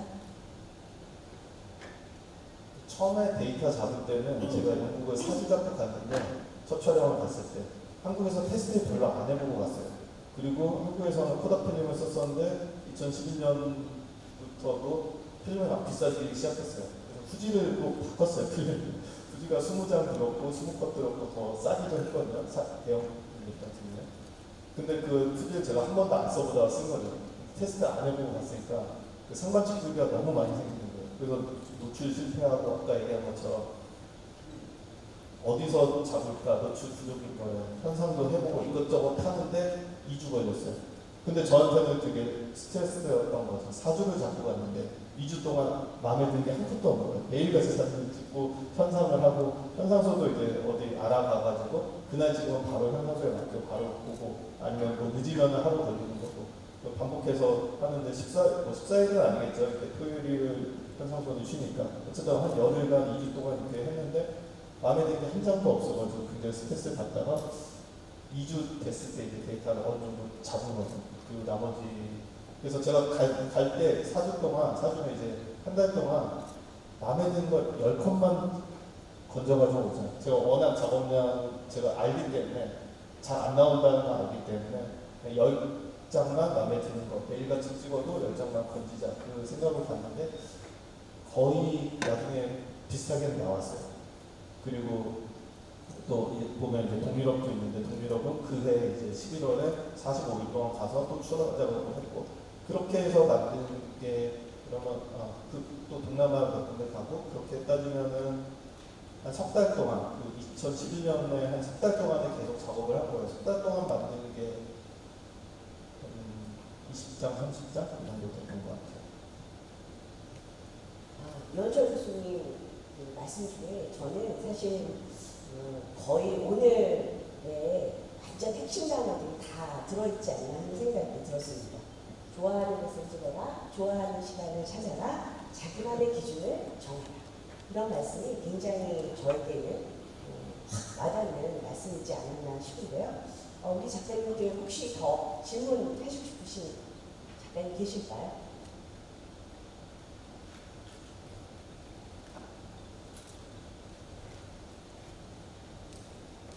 네, 추가적인 건데요. 지금 그 대화 가담 과정에 그 노출이 2시간 이렇게 나오는데 현재 우리 초보로 계시는 여러분들은 디지털 카메라를 쓰고 있습니다. 그래서 우리 이원철 교수님은 무선 카메라 장비를 쓰는지 그리고 일단 35mm 이런 것도 모르는 분도 많이 있을 거예요. 이제 지금은 왜냐하면 디지털이다 보니까 내 디지털 카메라가 어떻게 2시간을 찍는 것도 나올 수가 있고 한데 장비가 무엇인지를 좀 알려주시면은 아마 좀 이해가 가지 않을까 할 겁니다. 그래서 혹시 뭐 사업하는 대형 카메라를 쓴다든가 이런 거에 대한 얘기를 좀 해주시면은 우리 작가님들 이해를 하실 거예요. 좀 알려주시죠. 쓴 장비를 좀 얘기해 주시면 감사하겠습니다. 지금 여기 사진에서 보이는 정사각형으로 보이는 포맷은 다 하셀블라드 필름으로 찍은 거고요. 그리고 직사각형 이런 거 직사각형 같은 경우는 다 이제 대형 카메라고 대형 카메라는 제가 쓰는 게 생각이 안 나네. 진짜 그렇게 좋은 거 아니야? 50만 원에 표준 렌즈까지 할 수 있는 위스타, 토요 위스타 같은데 그것도 뭐 20년 넘게 계속 쓰고 있고요. 그래서 필름 작업으로 계속 그렇게 했고 뒤쪽에 이게 불 꺼진 등대 그것만 이제 디지털 백을 쓴 건데 디지털 백도 아까 말씀드렸던 하셀블라드 아날로그 바디에 뒤에 백만 이제 디지털 백은 제가 리프 쓰고 있고요. 그래서 걔도 5천만 화소의 디지털 백인데 그래서 그 디지털 백을 쓴 게 하셀블라드를 제가 워낙 좋아했어요. 카메라에 대한 믿음도 있고 렌즈 퀄리티에 대한 믿음도 있고 그래서 만약에 디지털 카메라를 새로운 걸 사면은 그 아날로그 하셀블라드 카메라 아예 안 쓸 것 같아요. 그래서 계속 쓰고 싶은 생각도 있었어요. 그래서 굉장히 불편한데도 디지털 백을 따로 사가지고 거기다 껴가지고 그러니까 정말 이제 찍고 프리뷰용으로만 보는 거예요. 조리개 그런 노출이라든지 초점이라든지 완전 다 수동이고 노출개도 내장되어 있는 것도 아니고 다 일일이 재야 되고 무게도 그렇고 되게 불편한데 그냥 애착이 있는 그리고 렌즈에 대한 부분은 워낙 있었고요. 계속 몇십 년을 찍었으니까. 이거는 저도 궁금한 건데요. 뭐 대형 카메라에 디지털 백을 달든지 뭐 하셀블러드에 디지털을 달아서 장노출 2시간씩 주는 건 이해가 되는데 혹시 저도 광고 사진을 지금 하고 있지만 이 DSLR을 비셔프에다 2시간씩 촬영을 할 수 있나요? 그 기계적으로 이게 그거를 지금 질문 아까 그거 하셨는데 그걸 제가 빼먹었는데 디지털 백이 오히려 장노출에 더 취약해요. 센서가 크면은 과열이 더 많이 되기 때문에 센서가 작은 게 더 유리해요. 그래서 DSLR이 예전 거는 디지털 백이 뭐 1시간까지는 가능하다 스펙이 그렇게 써 있으면서 단 조건이 상온 15도 이하에서 1시간까지 가능하다. 근데 그 당시에 DSLR 같은 경우에는 그렇진 않았거든요. 오히려 센서가 크면 더 안 좋을 수 있고요. 근데 그거는 사실 카메라마다 달라요. 그리고 디지털 같은 경우에는 그 문제가 제일 심각한 거죠. 길게 줬을 때. 그리고 그거는 스펙에 나와 있어요. 어느 정도까지 줄 수 있냐. 그래서 아마 그럴 경우에 그냥 연속으로 찍고 스텝 모드 같은 걸로 합치기도 할 거예요. 그게 저는 노출 실패할 확률이 더 적고요. 그러니까 예를 들어서 저 시계를 찍는데 1분 간격으로 내가 120장을 찍어서 2시간을 찍겠다. 그렇게도 가능한 거죠. 시계 반을 1분씩 움직일 테니까. 그렇게 찍어가지고 120장을 합치면서 하는 게 훨씬 한 장 찍어서 노출 보고 그 다음 거 노출 보고 어차피 노출 다 볼 수 있잖아요. 근데 한 번에 2시간 찍으면 노출 망치면은 그냥 다시 2시간을 찍어야 되는 거예요. 그런 이제 단점이 있고 아까 얘기한 것처럼 오히려 과열될 수 있는 확률이 훨씬 크기 때문에 저는 그렇게 한 번에 찍는 거는 권장을 안 하고 물론 이미지는 약간 다를 수 있어요. 120개의 끊긴 이미지와 이건 완전 연속되는 이미지인 거잖아요. 2시간이라는 게 흐름이라는 게. 그래서 콘트라스트 강하게 하거나 뭔가 리터치를 했을 때 그게 하나씩 이렇게 도드라져서 보일 수는 있어요. 그거 아마 경험을 보시는 분도 있을 거예요. 스캔 모드를 합쳤을 때 그냥 합쳤을 때는 장노출같이 이렇게 흐르는 것처럼 보이는데 콘트라스트만 더 좀 쨍하게 하려고 했더니 뭔가 이렇게 끊기는 느낌. 뭐 하늘이면 하늘 이렇게 딱딱딱 밴딩 생긴 것처럼 보인다든가 그런 게 있을 수는 있어요. 그래서 저는 만약에 그렇게 찍으면은 저도 시계에서 디지털로 이제 급하게 프로젝트 때문에 시계를 찍는데 급하게 디지털로 찍은 적이 있었는데 저는 그래서 슬로우 셔터로 찍어서 이렇게 1분 간격으로 찍었어요. 그러니까 뭐 10초씩 찍는다면 그럼 10초 찍으면은 그동안 움직이는 것들은 흘러서 일단 한 컷씩은 흘러서 찍히긴 할 거 아니에요. 그 대신 시계바늘까지 움직이진 않아요. 근데 걔네들이 연속적으로 또 1분 간격으로 찍다 보면은 합치면은 시계바늘이 사라지게 할 수 있는. 그래서 그거는 저도 이제 경험적으로 이렇게 해보니까 좀 잔상이 났네. 그럼 어떻게 하면 좀 낮을 수 있을까? 이렇게 저렇게 됐어요. 속 시원한 답변 되셨습니까? 네. 한 번 더 질문 받으려고 했는데 우리 배택수 상임이사님께서 굉장히 궁금한 얼굴로 계십니다. 마이크 넘기겠습니다. 네. 의원님께 반갑습니다. 반갑고 오늘 그 이현철 교수님한테 아마 그 평소에 장노출을 좋아하시는 작가님들이 많이 계신 걸로 알고 있는데 궁금증을 좀 많이 풀고 가셨으면 좋겠습니다. 교수님 작품들 중에 그 시리즈로 보면 상관 반대되는 그런 의미들을 담고 있는 것. 예를 들어서 뭐 인공빛이라든지 자연빛, 아니면 산과 죽음, 아니면 뭐 생선과 순을 내고 움직이고 안 움직이고, 그렇죠? 뭐 이런 거 실상과 실제와 가상 뭐 이런 것들 대비가 되는 것들이 많이 있는데 아까 작품을 설명해 주시면서 개별적으로는 많이 해주셨는데 좀 정리가 되게 우리 회원들이 좀 정리가 될 수 있게 이렇게 해서 그런 그 상반된 의미를 사진 속에 부여하는 거, 그다음 표현하는 거 이런 거에 대해서 좀 간략하게 폭발적으로 설명해 주시면 정리가 될 것 같습니다. 일단 이거는 작업만 보고는 나올 수 있는 질문은 아니고요. 저에 대해서 공부를 좀 뭔가 글을 보신 것 같은데요. 굉장히 제 작업에서는 지금 말씀하신 그 질문이 굉장히 중요한 거고 지금은 저는 이제 몇 가지 시리즈 보여드리면서 이 시리즈는 어떻게 했고 이 시리즈는 어떻게 했고 그런 것들 이제 대상이나 컨셉적인 거를 말씀을 드렸는데 베이스에 깔려있는 정서가 있거든요. 그거는 아마 다 분위기나 그런 거는 비슷할 거예요. 이제 무덤을 찍었든 시계를 찍었든 아니면 두꺼진 분들은 아니면 그 전에 작업들 제가 했던 모든 작업들이 한 시리즈로 따지면 한 7, 8개 됐는데 다 아까처럼 대상도 다르고 그 컨셉도 다 달라요. 근데 느낌은 비슷한 것들이 있어요. 그거 좀 전에 말씀드린 것처럼 정서라고 표현하는데 제가 갖고 있는 정서. 그것도 이제 저는 작업하면서 아 내가 어떤 정서를 갖고 있다 그런 것들이 굉장히 많이 느끼는데 그러니까 그게 모든 작업에 다 관통하고 있는 거예요. 제 작업. 그게 지금 말씀해주신 상반된 의미의 공존. 어떤 한 프레임 안에 상반된 의미. 아까 뭐 말씀하신 것처럼 인공관과 자연과 삶과 죽음 그리고 시간도 제가 양적인 시간, 질적인 시간 그렇게 말씀드렸고 그런 것들이 그러니까 그거를 제가 이제 석사 때 이제 논문 쓰면서 제 작업을 분석하면서 그 얘기를 했었는데 벤야민이 얘기하는 아우라라는 거, 아우라라는 거는 뭔가 그 분위기라도 느껴지는 거죠. 풍경 저는 이제 풍경을 많이 찍다 보니까 풍경이어서 어쨌든 그러면 내가 사진을 찍는 순간은 뭘까? 우리가 보는 모든 것들을 사진을 다 찍지는 않잖아요. 그러면 내가 멈칫하는 순간이 있단 말이에요. 그 순간에 이거 괜찮겠다 하고 사진 찍는데 그럼 그 순간이 뭘까?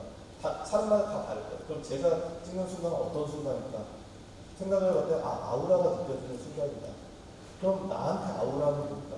저한테 아우라는 뭐야? 상반된 의미가 같이 공존하는 그거를 소위 양가 감정이라고도 하고 심리학적으로는 약간 인지 구조화도 맞아요. 나는 지금 되게 슬픈데 뭐가 굉장히 이렇게 재밌는 풍경이 벌어져요. 그럼 되게 아이러니하고 중간적인 감정? 두 가지가 같이 동시에 드는 그런 감정인데 그런 게 어떤 풍경이나 어떤 대상을 봤을 때 느껴지는 그 순간이 제가 사진을 찍는 순간이에요. 그리고 남들이 제 사진을 봤을 때도 그런 느낌이 다 들었으면 좋겠어요. 기본적으로 저는 봤을 때 사람들이 제 작업을 아름답게 봤으면 좋겠어요. 이미지라든지 구도라든지 아니면 색감이라든지 그런 거에서 아름답다. 근데 계속 아름답다는 건 어떻게 보면 긍정적인 얘기일 수 있잖아요. 좋은 걸 수 있는데 근데 계속 보고 있으면 우울해, 쓸쓸해, 고독해. 그거는 어떻게 보면 약간 네거티브 감정일 수 있잖아요. 그런 약간 상반된 것들이 근데 둘 다 있는 것 같아. 한 프레임 안에 공존하는. 그리고 그랬을 때 저는 제가 보여주는 그런 밤풍경이라든지 그런 것들이 실제 존재하지 않은 풍경은 아니거든요. 가서 분명히 있는 장소인데 포토샵을 많이 한 것도 아니고 필름 그대로인데 가서 보면은 달라 보여요. 그거는 사진에만 존재하는 풍경인 거죠. 사진의 색온도라든지 제가 어두운 곳을 노출을 길게 줬기 때문에 더 밝게 나오는 거고 날씨를 맞췄기 때문에 그렇게 보이는 거지 실제랑은 달라요. 그렇다고 현실이 아닌 건 아니에요. 약간은 비현실적이긴 해요. 뭐 초현실, 비현실이라고 얘기할 수 있을 것 같은데 현실에 있는 풍경이긴 하지만 사진은 약간 비현실적이고요. 근데 그것도 마찬가지예요. 현실과 비현실. 그리고 저는 그 비현실적으로 보이기 위해서는 사진이 제일 강력한 그 매체라고 생각을 하거든요. 왜냐하면 사진은 사람들이 사실감이 있기 때문에 그림으로 그렸으면은 이거 현실이고 비현실은 크게 중요하지 않아요. 그냥 없는 거 자기가 상상으로 그려도 상관없는데 근데 사진은 있는 거를 보통 찍기 때문에 그렇게 조금만 다르게 보였을 때 근데 그 비현실적으로 보일 수 있는 거예요. 그리고 그런 정서들은 제가 이제 많이 비유를 하는 게 제가 고등학교 때 정지용 시인의 유리창이라는 시를 이제 배웠는데 문학 시간에 그 시가 정지용 시인이 자기 죽은 아들을 생각을 하면서 겨울 밤에 유리창에 입김을 불고 지우고 불고 지우고 그걸 반복하면서 쓴 시예요. 그 시에서 그 반복하는 행위에 대해서 한 식구가 외롭고 황홀한 심사위원이라는 말을 하거든요. 외롭고 황홀하다. 외롭고 황홀하다. 외로운 거는 분명히 슬프고 안 좋은 것 같은데 황홀하다. 황홀한 건 좋은 거 아닌가? 이런 감정이 있을 수 있을까? 근데 그게 그 식구가 되게 와닿았어요. 일단 멋있기도 했고 근데 와닿았다는 거는 제가 그런 정서가 이미 내재되어 있다고 저는 생각을 해요. 그래서 제가 보여주고 싶은 제 사진에 기본적으로 담겨 있는 정서, 베이스 남들이 느끼고 제가 사진 찍는 순간 그거는 지금 말씀드렸던 그런 느낌이에요. 외롭고 황홀함. 근데 아까 말씀드린 것처럼 황홀함은 저한테 약간 아름다움 같은 거예요. 비현실적인 풍경 같은 거예요. 그리고 외롭고 고독한 것, 말 그대로 사진에서 보여주면 그런 외롭고 고독한 것. 그래서 그거를 저는 제 사진에 다 깔고 싶어요. 어떤 시리즈인지. 아직까지는 그랬어요. 그래서 아마 지금 말씀드린 거, 제 그것도 이제 제가 개인적으로 좋아하는 그런 감정, 좀 전에 이제 아우라라고도 말씀드렸고요. 그런 풍경이 이제 사진에서 보였으면 좋겠다 해서 상반된 의미들이 한 프레임 안에 공존하는 그런 것들을 많이 작업했던 것 같습니다. 아유, 설명하고 감사드립니다. 또 한 가지 부탁드리고 싶은 게 뭐냐면, 오늘 그 작품에서 좀 벗어난 질문이에요, 제가. 벗어난 질문인데 뭐냐면, 그 교수님이 현재 그 사진가로도 활동하고 계시지만, 우리 대학원에서 학생들을 가르치고 있는 학자 입장으로서, 선생님 입장으로서, 그 현재 그 우리 의원들 전부 다 공감하고 계실 거예요. AI 사진에 대해서. 들어가서 만들어줘. 그러면 이제 만들어주는 그런 사진들이 지금 나오고 있는데, 그 세계적인 그 AI 사진에 대한 흐름, 그냥 포괄적으로 그거 좀 말씀해 주시고, 하나는 이제 우리 그 이원철 교수님이 지난번 올해 한사전에 그 심사위원으로도 참석을 하셨어요. 그래서 우리 한국 사진에 대해서 심사도 좀 해주셨는데, 현재 그 한국 사진의 그 공모전에가 AI 사진들이 지금 많이 올라오고 있거든요. 그래서 이것을 우리 공모전 단체, 사진작가협회는 공모전 단체인데, 공모전 단체인 사진작가협회에서 이걸 수용하긴 해야 되는데, 오래되신 분들은 기억하시겠지만 1995년도서부터 97년도까지 그 디지털 카메라가 처음 받아들일 때 이걸 디지털 카메라를 사진으로 봐서 이 사진작가협회에서 받아들일 건가 말 거냐라는 얘기를 해오다가 2005년 되어서 결말을 줬어요. 받아들이고. 그래서 공모전에서 이제 그 디지털 사진도 출품하게 이렇게 했는데, 좀 전에 말씀드렸듯이 AI 사진도 이걸 받아들여야 되는 건가. 근데 제 생각에는 받아들여야 될 것 같습니다. 왜냐하면 세계적인 추세가 그러니까. 그러니까 이걸 받아들여야 되는데, 공모전에서 과연 일반 사진하고 AI 사진하고 분리해서 봐야 될 건가. 분리해서 봐야 된다면 심사는 어떤 방법으로 좀 했으면 좋을까. 뭐 이런 거에 대해서 한번 말씀을 좀 해주십시오. 학자 입장에서, 학자 견해로다 이렇게 좀 말씀해 주십시오. 사실 지금 말씀하신 그 고민이 학교에 있으면서도 똑같은 입장이긴 해요. 사진 전공인데 학생들이 AI로 뭐를 만들어 와서 졸업을 하고 더구나 석사 박사인데 그렇게 한다고 했을 때 그럼 사진 한 장도 안 찍고 졸업을 할 수도 있는 거잖아요. 그러니까 그런 부분들 고민이 되는데, 저는 어쨌든 아까 말씀하신 것처럼 막을 수는 없는 흐름이에요. 그거를 막는다고 아까 말씀하신 것처럼 사진은 사실 사진이 예술이냐라는 그런 것들은 끊임없이 있었고, 뭐 사진에서 처음 생겨났을 때도 그랬고요. 그리고 뭐 흑백 사진에서 컬러 사진 나왔을 때도 컬러 사진이 무슨 예술이냐, 있는 그대로 보여주는데, 예술은 뭔가 현실을 좀 구성하게 다르게 바라봐야 되는데, 컬러 사진을 리얼하게 그냥 그대로 보여주는데 그게 어떻게 예술이 될 수 있냐, 그런 논란이 있었는데 지금 뭐 그런 얘기는 아무도 없고, 디지털도 마찬가지고요. 디지털이 어떻게 뭐 사진은 있는 그대로 찍어야지 합성하거나 뭐 그런 것들 논란이 있었는데, 그런 걸로 봤을 때는 저는 AI 이미지는 분명히 이제 많이 사용이 될 거고, 막을 수 있는 게 아니라 많이 사용이 되다 보면은 그건 어쩔 수 없이 가는 건데, 일단은 지금 저희가 하고 있는 거는, 학회라든지 그런 전문가들이 얘기하고 있는 거는 이걸 사진으로 봐야 될 것인가에 대해서 얘기를 하고 있어요. 그러니까 사진에 대한 정의랑 범주를 다시 정하는 거죠. 어디까지 사진으로 봐야 될 거냐.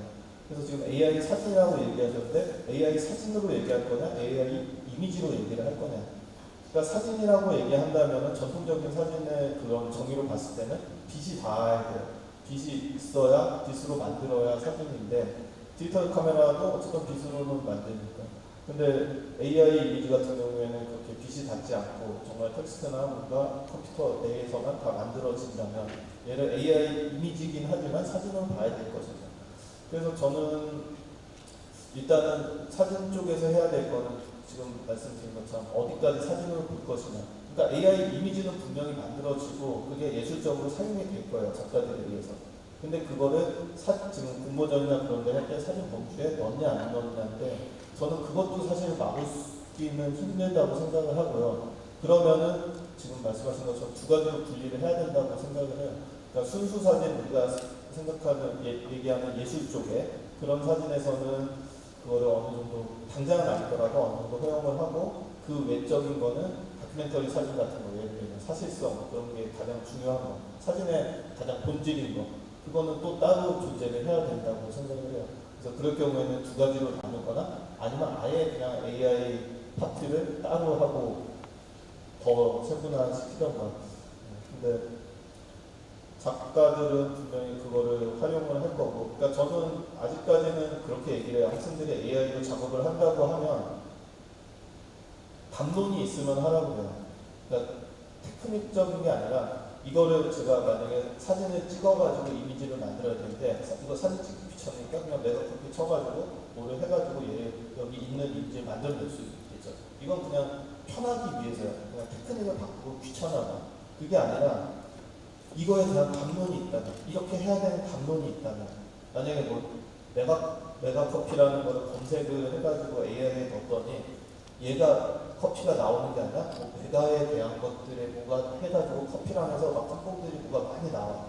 그러면은 AI가 생각하는 빅데이터에서 메가라는 것들은 이런 거고 보편적으로 많이 검색했던 것. 그 알고리즘도 이제 연구를 해야겠죠. 얘가 최근에 검색한 걸 위주로 나오는지 아니면 가장 많이 검색한 걸 위주로 나오는지 어쨌든 그것까지 다 분석을 해가지고 아 그럼 AI가 생각하는 메가의 기준은 이거고 이게 만약에 보편적이라면 우리 많은 사람들이 생각하는 우리가 메가라는 걸 얘기했을 때는 메가바이트도 있고 메가모도 있지만 커피를 제일 많이 생각을 하는구나 예를 들자면 그래서 요즘에 뭐 애플 검색하면은 애플이라고 하면 사과가 나와야 되는데 다 뭐 컴퓨터나 핸드폰이 나온다고 그러잖아요. 근데 애플 하면은 사과가 나오는 게 맞는데 요즘에는 그게 아니라는 거죠. 애플 하면 사람들이 핸드폰을 먼저 생각하거나 아니면 애플을 검색했을 때 사과를 검색하는 게 아니라 핸드폰을 검색하는 거예요.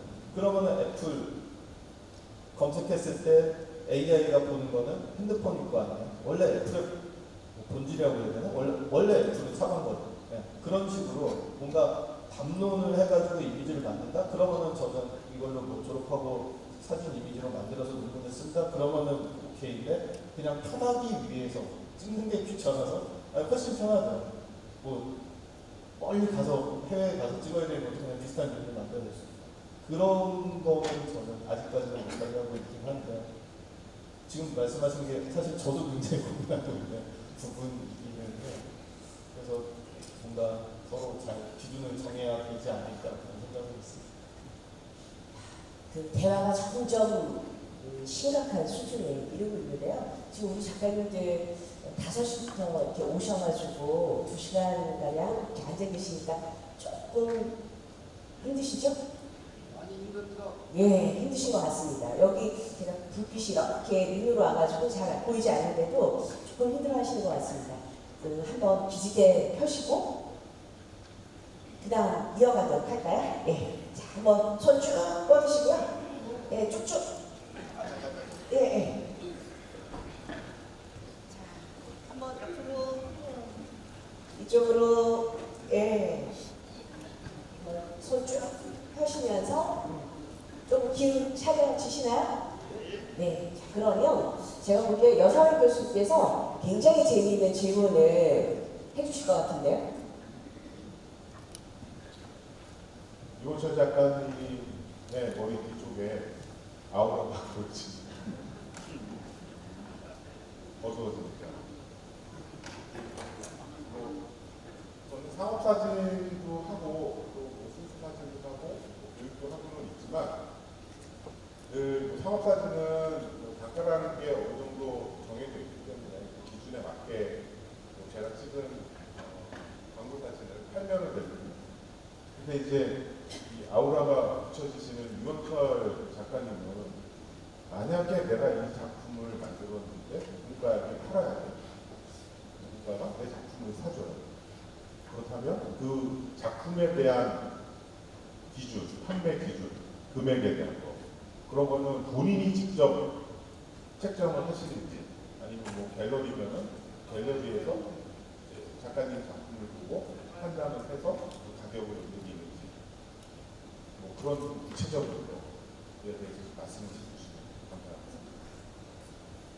제가 뭐 경험으로 말씀드리면 저는 처음에 작품 할 때는 그냥 주변에 계신 선생님들 가격보다는 당연히 쌓아야 되고 뭐 그렇게 생각을 해가지고 매겼는데 불행히도 주변에 계신 선생님들이 너무 쌌어요. 순천대 교수님 아니면 김대수 교수님 그런 교수님들이 작품 가격이 너무 싸가지고 그거보다 낮게 잡다 보니까 굉장히 낮게 했는데 2004년에 이제 판매할 때 70에 70cm 그 정도 사이즈를 걸린 거, 제작된 거에 한해서 30만 원을 팔았거든요.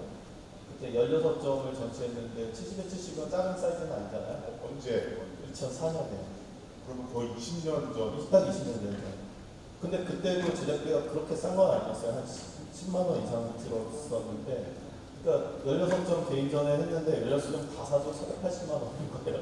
아니 그럼 2004년도면은 유원철 작가님의 내일 밸류가 어느 정도 그때는 첫 개인전이니까 아예 사람들이 몰랐을 때, 전혀 몰랐을 때.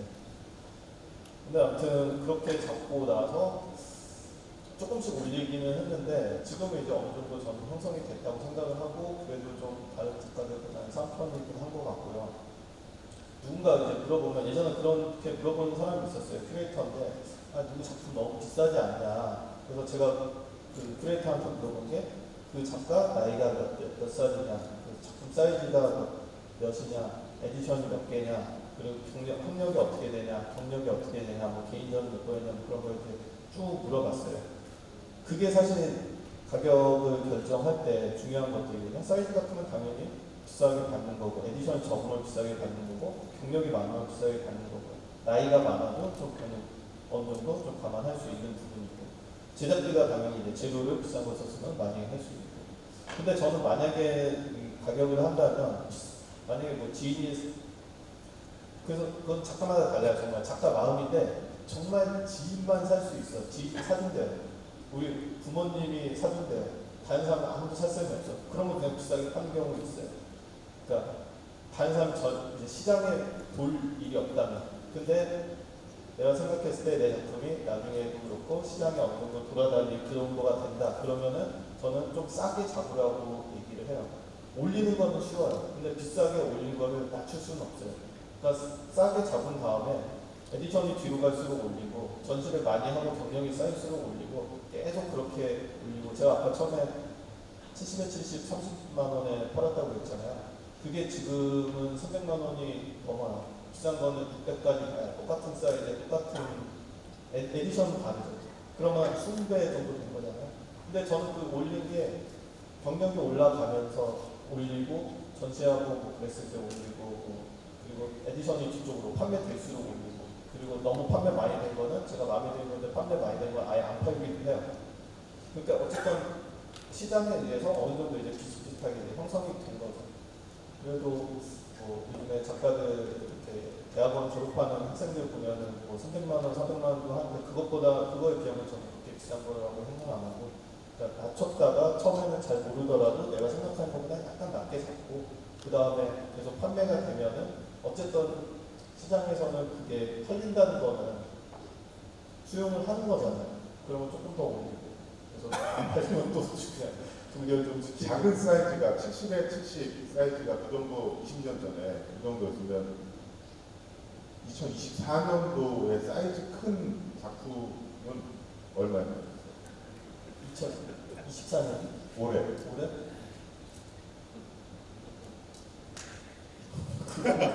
얘가 크다는 그냥 120, 150 정도 되는 거? 120, 이제 700만 원? 물가 상승률의 그 작품은 언제 촬영하는 거예요? 그게 2011년 2011년. 처음 제작한 건 2014년에 제작을 했던 거고 근데 이제 다시 제작해서 그 정도랍니다. 참고하세요. 근데 싼 편이에요. 궁금한 거 다 물어봐 주시죠? 네, 우리 작가님들도 궁금한 부분 있으실 것 같은데요. 혹시 저 질문 있습니다 하시는 작가님 계실까요? 아, 네. 저기.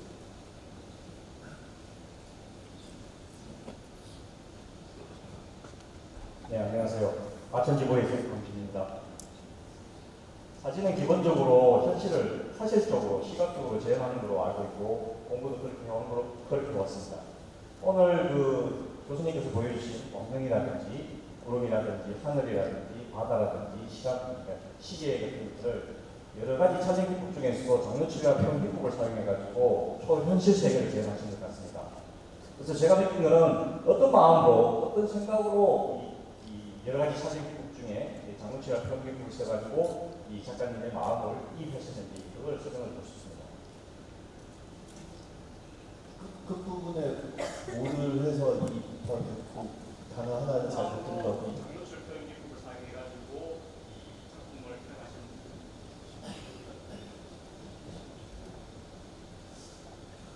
일단 좀 전에 말씀하신 것처럼 뭐 현실을 담아내고 그대로 보여주는 거 그게 이제 사진의 소통이라고 저도 생각을 하고 근데 그거는 뭐 제 선택인 것 같아요. 아까도 제가 이제 두 가지로 말씀드렸는데 다큐멘터리 같이 사실을 그대로 담는 것들이 있고 또 수수 사진처럼 본인의 감정이나 어떤 컨셉을 표현한 것도 있고 근데 사진 쪽에서 제가 상을 미술 쪽에서 오히려 받은 것들이 좀 있는데 사진 쪽에서는 제가 별로 이렇게 평가한 게 별로 없는데 그런 이유가 저는 그 부분이라고 생각을 하거든요.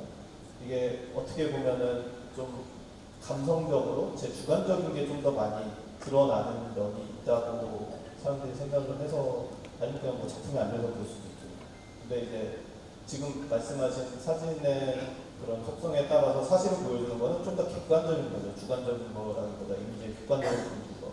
근데 저는 빛이라든지 밤이라든지 장르추로 보여주는 거는 우리가 객관적으로 보는 이미지랑은 조금 다른 거죠.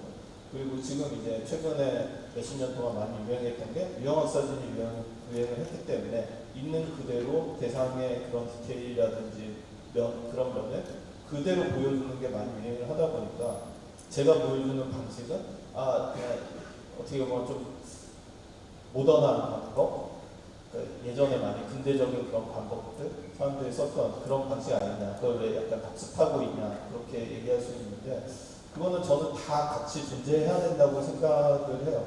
그러니까 그런 다큐멘터리 사진 분명히 있어야 되고요. 초현실주의 사진도 있어야 되고 근데 이제 그거는 뭐 제 취향이라고밖에는 말씀드릴 수 없을 것 같아요. 저는 오히려 반대로 얘기하면 그냥 있는 그대로 보여주는 게 좀 재미가 없어요. 그대로 보여주는 것보다 뭔가 제가 그게 더 사실은 어렵다고 더 생각도 하고요. 테크닉적인 거나 표현을 하는 거. 그 미묘한 것까지 표현을 해야 되니까 더 세밀해야 되고 예민해야 되고 그렇게 계속 테스트를 해서 내가 원하는 거, 내가 느꼈던 거를 이미지로 보여주려고 계속 프린트하는데도 노력을 해야 되니까 더 미묘한 거를 신경 써야 돼서 어렵다고 생각을 하는데 근데 저는 뭐 시대의 흐름과 제가 가는 방향이랑 약간 이제 안 맞아서 그렇게 보여줄 수는 있을 것 같은데요. 저는 제 선택이고 저는 그냥 그래서 계속 그것도 어떻게 보면 저한테는 스트레스예요.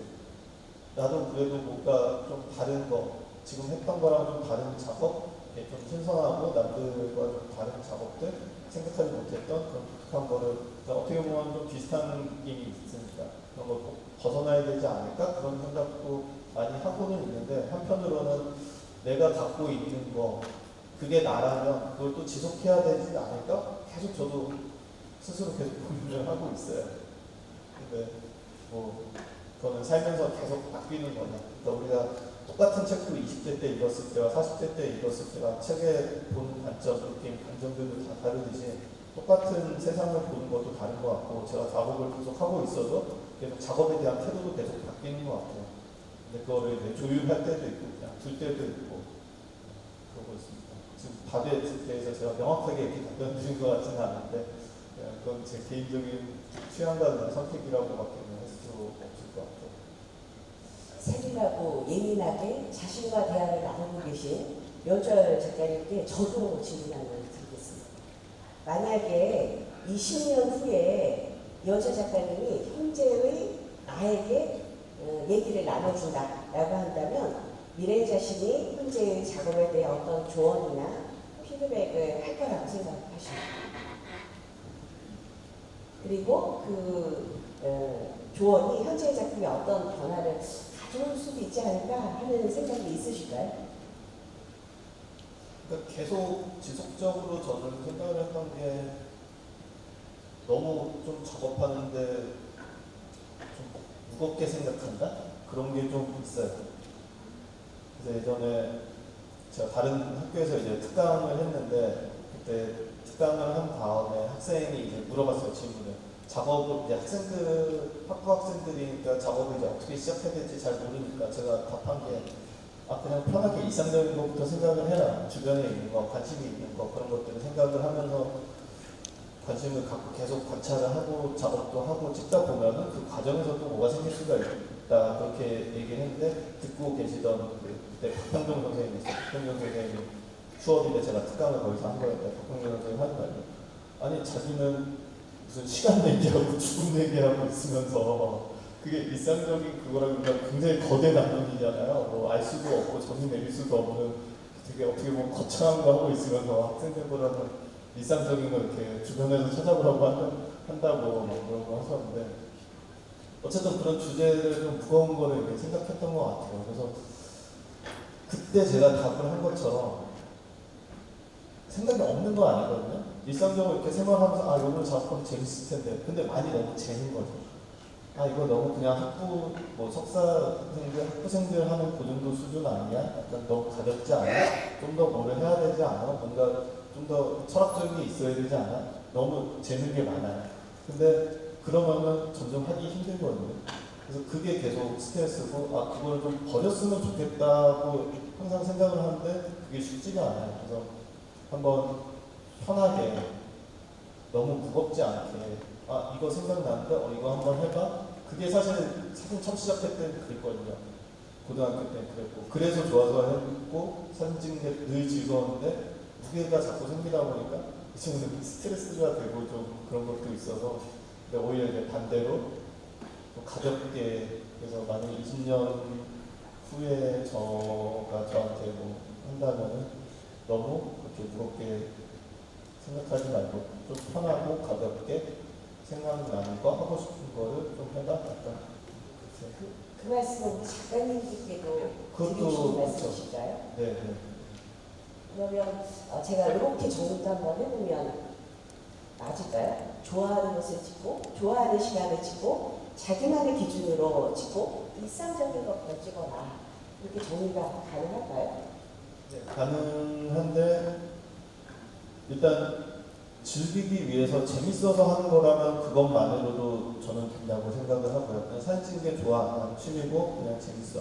근데 자기가 어떻게 뭐 작가가 되고 싶고 작업이라는 걸 하고 싶고 좀 더 작업적으로 가려면 자기 게 있어야 되죠. 거기서 플러스 남들이 하지 않은 자기만의 그런 독창적인 게 창의적인 게 좀 필요하겠죠. 그러니까 그렇게 따지면 이게 예술로 가기 위해서. 우리 여상 교수님 또 질문하실 거 있으실까요?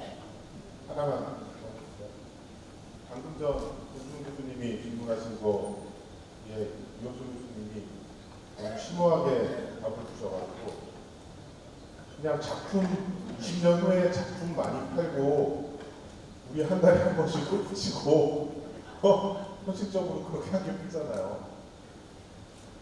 그러니까 작품을 많이 파는 거는 좋죠. 네. 근데 그 작품이 그 얘기를 제가 가끔 하는데 저는 예쁘게 찍는 건 자신 있어요. 지금 여기 말고 다른 작품도 있는데 예쁘게 찍는 건 자신 있다고 사람들한테 얘기해요. 근데 예쁘게만 찍어서 팔면은 많이 팔 수 있을 것 같다. 그 대신 가격은 비싸게 못 받을 것 같다. 그런 얘기 가끔 하거든요. 예를 들어서 200만 원, 200만 원까지는 받고 많이 팔 수 있을 것 같다. 근데 더 가격을 올리기 위해서는 저는 예술성, 독창성이 반드시 필요하다고 생각을 해요. 그러니까 저는 좀 더 큰 그림을 그리고 있는 거예요. 더 비싸게 팔기 위해서.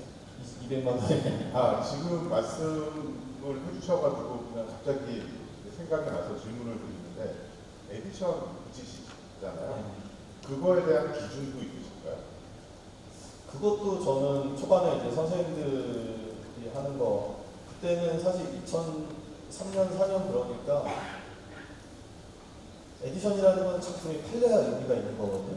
근데 한국에서 사진이 팔려고 그랬던 게 딱 그 정도 돼요. 한 20년 정도 돼요. 그 전에는 물론 이제 지인들이 사고 그런 거 있었지만 거래가 되는 게 그건 경매 사이트에 들어가서 보면 알 거예요. 2001년, 2년 그때부터 조금씩 이제 사진이 경매에 나오고 팔렸던 한국에서 국내에서 그렇게 팔렸던 이력들이 좀 있고 그때도 정말 이름 되면 유명한 작가 50에 60cm 그렇게 되는 거 아날로그 프린트 200만 원에 팔리고 그러니까 뭐 우리나라에서 제일 유명한 작가인데 그 정도 가격 근데 굉장히 쌌던 거죠. 그리고 에디션도 그때는 이제 미국 쪽의 에디션을 많이 따라가지고 에디션 막 20개, 40개 그렇게 있었는데 이제 독일 사진, 소위 말하는 독일 사진, 그 유형학 사진이 쫙 이제 전 세계에 휩쓰면서 에디션 숫자가 확 줄었죠. 5개, 3개, 7개. 그래서 처음엔 저도 막 20개, 10개 막 그렇게 좀 많았었는데 사이즈 상관없이. 근데 지금은 이제 사이즈 다 나눠가지고 3, 5, 7 약간 그런 식으로. 그리고 3개짜리는 사실 그거는 뭐 큰 사이즈여서 거의 만들지는 않는데 전시 사이즈는 5개 정도, 좀 더 작은 건 7개 정도. 에디션을 많이 해서 많이 파는 게 더 좋으실 것 같아요? 아니면 적게 하고 비싸게 파는 게 더 좋으실 것 같아요? 그거는 정말 잘 따져봐야 되는데 어쨌든 제 전략은 적고 비싸게. 근데 비싸지가 않아요. 적고 싼데 그거는 나중에 들으시는 분들이 판단을 하시지 않나요? 네, 그냥 이렇게 생각해요. 작업했던 것도 그렇고 늘 지금은 그래도 제가 홍대에서 교수로 있으니까 이렇게 먹고 사는 거에 걱정은 크게 안 하는데 작업한다는 게 굉장히 그런 경제적인 게 굉장히 힘들잖아요. 근데 항상 생각했던 게 그거였어요. 그냥 내일은 낫겠지, 내일은 나아지겠지. 그 생각을 하면서 계속 하는데 그 생각을 갖고 어느 날 제가 죽는 날이 딱 왔어요. 아, 결국엔 아무것도 나아지지 않았네? 그러고 딱 죽어요. 근데 저는 사는 동안은 계속 희망을 가진 거예요. 내일은 작품 팔리겠지? 아니면 내일은 내 사진을 사람들이 알아주겠지? 그 생각하고 평생 살았다면 저는 그래도 그러면서 사진을 하면서 살았다면 저는 그걸 된 것 같아요. 진짜 그게 안 왔더라고요. 근데 지금도 마찬가지로 우리 작품 정말 지금 제 목표는 그거였잖아요. 에디션 적게 하고 비싸게 하고 가격 더 올리기 위해서는 예쁜 거 파는 게 아니라 그래서 예쁜 거 많이 팔 수 있는 작업은 한 20년 전에 했었는데 그 작업은 지금 안 하고 있어요. 안 한 이유는 너무 예뻐서 잘 팔릴 것 같아서 안 해요. 그러니까 그렇게 전략을 짰는데 결국에는 제가 작품 못 팔고 죽을 수도 있죠. 잘 팔릴까 잘 어울릴까 그렇지 않다라는 것도 알고 있습니다. 아, 아니, 어쨌든 그래도 후회는 없을 거라는 거죠. 나는 그럴 거야 해가지고 그렇게 살더라고요. 말씀 중에 제가 이현철 교수님이랑 자주 어울리면서 운 좋게 지금까지 보시는 작품들의 성향과 틀린 사진을 한 장 봤습니다. 그 사진은 지금 없어지겠죠. 근데 완전히 지금까지 찍으시던 장로주의 사진은 아니었어요. 그거 새로운 작품에 대해서 좀 설명을 해주실 수 있을까요? 그냥 궁금해만 하고 나중에 발표하실 때 보실 수 있게. 그러니까 지금 말씀하신 작업들이 되게 친하다 보니까 예전에 그냥 테스트로 뭐 하나 찍은 게 있었는데 그것도 뭐 신발을 어디서 주고서 신발 광고로 하나 찍어달라 뭐 인스타그램 같은 걸로 그래서 그때 테스트로 찍었던 건데 이렇게 찍는 것도 재밌을 것 같다는 생각이 들어서 그 카톡으로 보내고 이거 어때요? 뭐 이걸로 작업하면 괜찮을까요? 막 저도 그렇게 얘기를 했던 거예요. 근데 그게 좀 전에 얘기했던 좀 이제 일상적이고 조금 거대 강도는 아니고 저도 운동하고 막 이렇게 한강 많이 나가다 보니까 그 산책이라는 거 그리고 제가 자전거 타고 뛰고 뭐 그렇기도 한데 자전거를 타면 기분이 되게 좋고 그럼 아까도 얘기했듯이 저는 약간 그걸 좀 분석적으로 생각하는 편이에요. 내가 사진을 찍는 순간 어떤 순간이냐 그런 거죠. 그럼 자전거 타면 왜 기분이 좋을까? 뭐가 좋을까? 속도감일까 뭘까? 막 그런 거를 따지다가 어느 순간에 가는 길의 끝에 소신점이 있잖아요. 쫙 평행으로 있고 소신점인데 저는 소신점을 향해 달려가는 것 같아요. 거기 빨려들어가는 느낌이 좋은 것 같아요.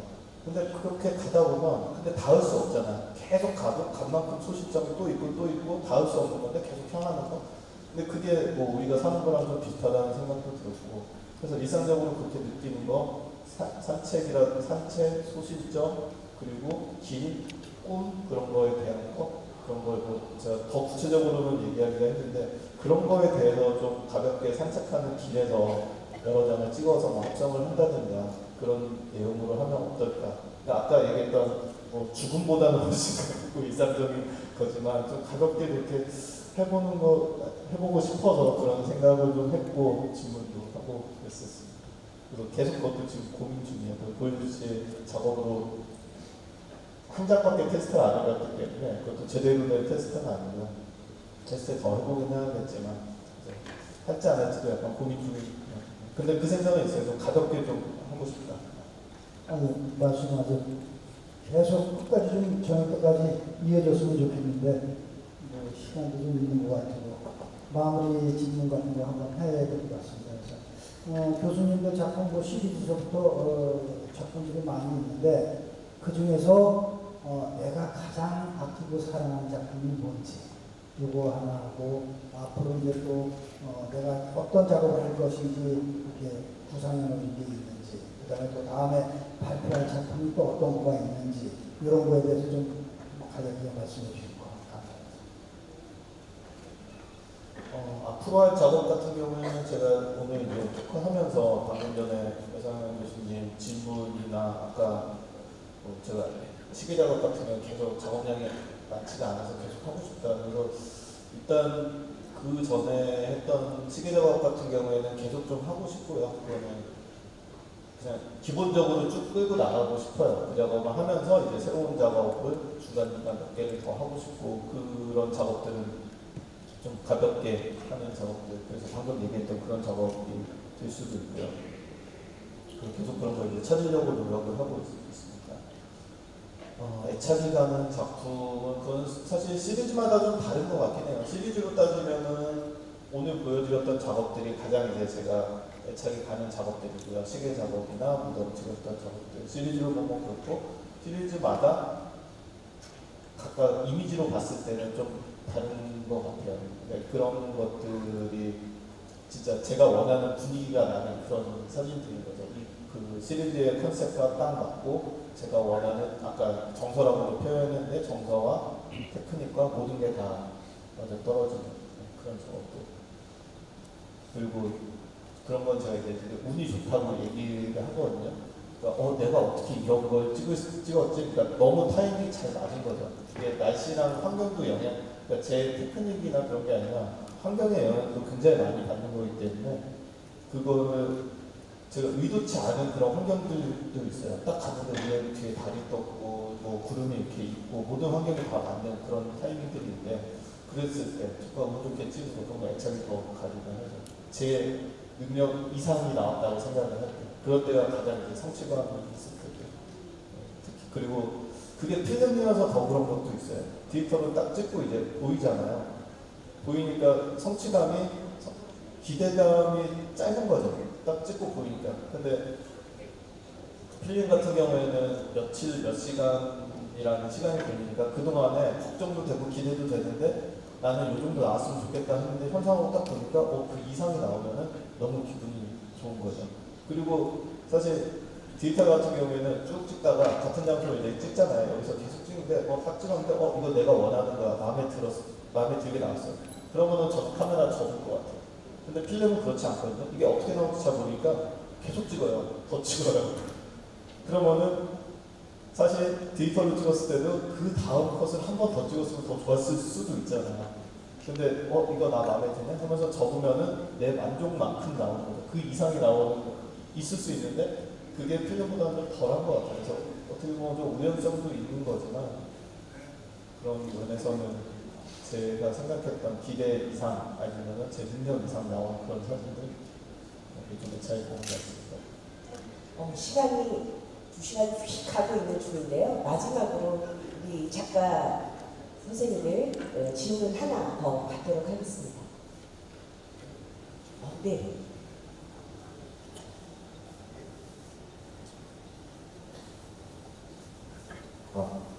저는 고양주 지부장 박春곤입니다.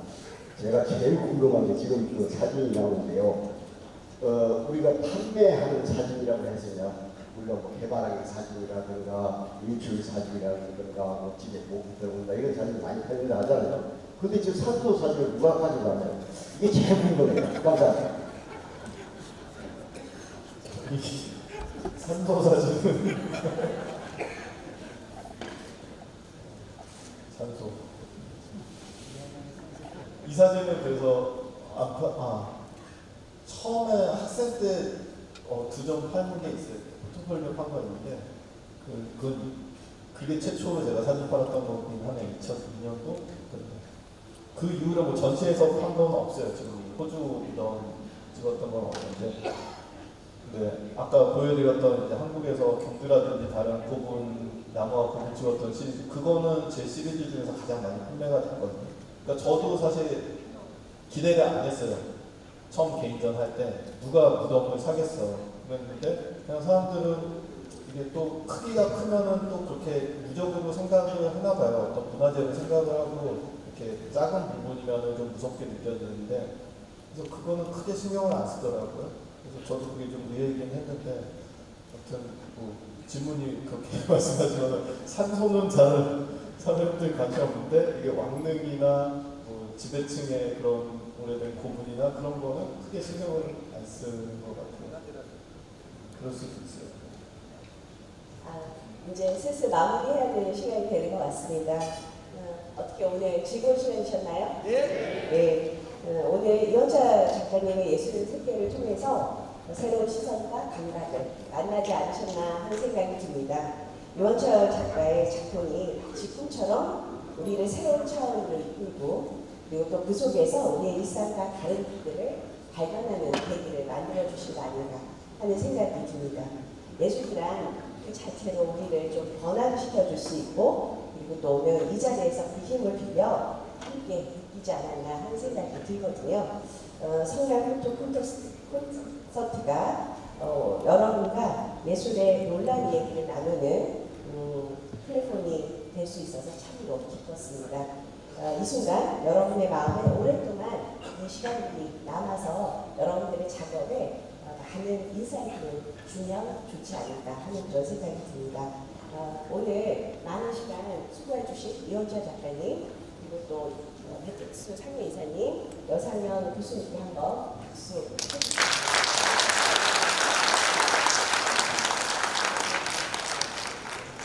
훌륭한 작가님들을 만날 수 있는 기회가 성남 포토 콘서트를 통해서 계속 지속되기를 바라고요. 이 자리를 마련해 주신 송미혁 성남 예총 회장님과 성남시 관계자 여러분, 그리고 보이지 않는 곳에서도 행사를 도와주셨던 사진작가 한순교 성남 지부장님과 회원님들께도 감사 인사를 드립니다.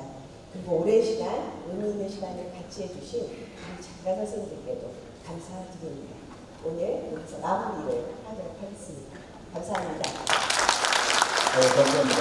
정말 그 쉽지 않은 내분을 모시고 오늘 그 작가와의 대화 시간을 2시간에 걸쳐서 진행하였습니다. 정말 그 매끄러운 진행해 주신 우리 조준 메인 패널님께 다시 한번 박수 좀 부탁드리고요. 그 한국 사진작가협회 아카데미 등록하시면 항상 저 교수님을 자주 뵐 수 있습니다. 그리고 사실 오늘 참 재밌었던 것이 이원철 작가님하고 여상 저 교수님이 개인적으로 굉장히 가까우신 분이세요. 그러다 보니까 두 분이 계속 티카타카를 하시다 보니까 일반 잘 모르는 패널이 질문하지 못할 그런 약간 결례될 수 있는 작품 가격이 얼마예요? 이런 거 사실 일반적으로 못 물어보거든요. 근데 그런 거를 손쉽게 물어볼 수 있게 정말 분위기를 재미있게 풀어나가신 우리 여상현 패널님께 다시 한번 박수. 그리고 항상 우리 사역을 위해서도 노력을 해주시고 이런 부분에서 그러니까 사진 인문학적으로 항상 고민하시고 노력하시고, 그러니까 사진의 행정과 사진의 인문학 그리고 실제 사진에 대한 연구를 항상 열심히 하셔서 이런 자리를 항상 이끌어가고 계시는 우리 배택수 상임이사님께 반갑습니다. 그리고 여기 우리 네 분이 다 사진 아카데미 교수로 계세요. 그러니까 내년에는 올해 못 들어오신 분들은 내년에는 꼭 우리 사진 아카데미에 들어오셔서 많은 그 사진 교육을 좀 배우셨으면 감사하겠습니다. 자, 이제 뭐 그만 하는 것이죠. 정말 너무 귀한 강의를 해주신 이원철 작가님께 다시 한번 박수 부탁드리겠습니다. 네, 이것으로 섹션 1 작가와의 대화 시간을 마치도록 하겠습니다.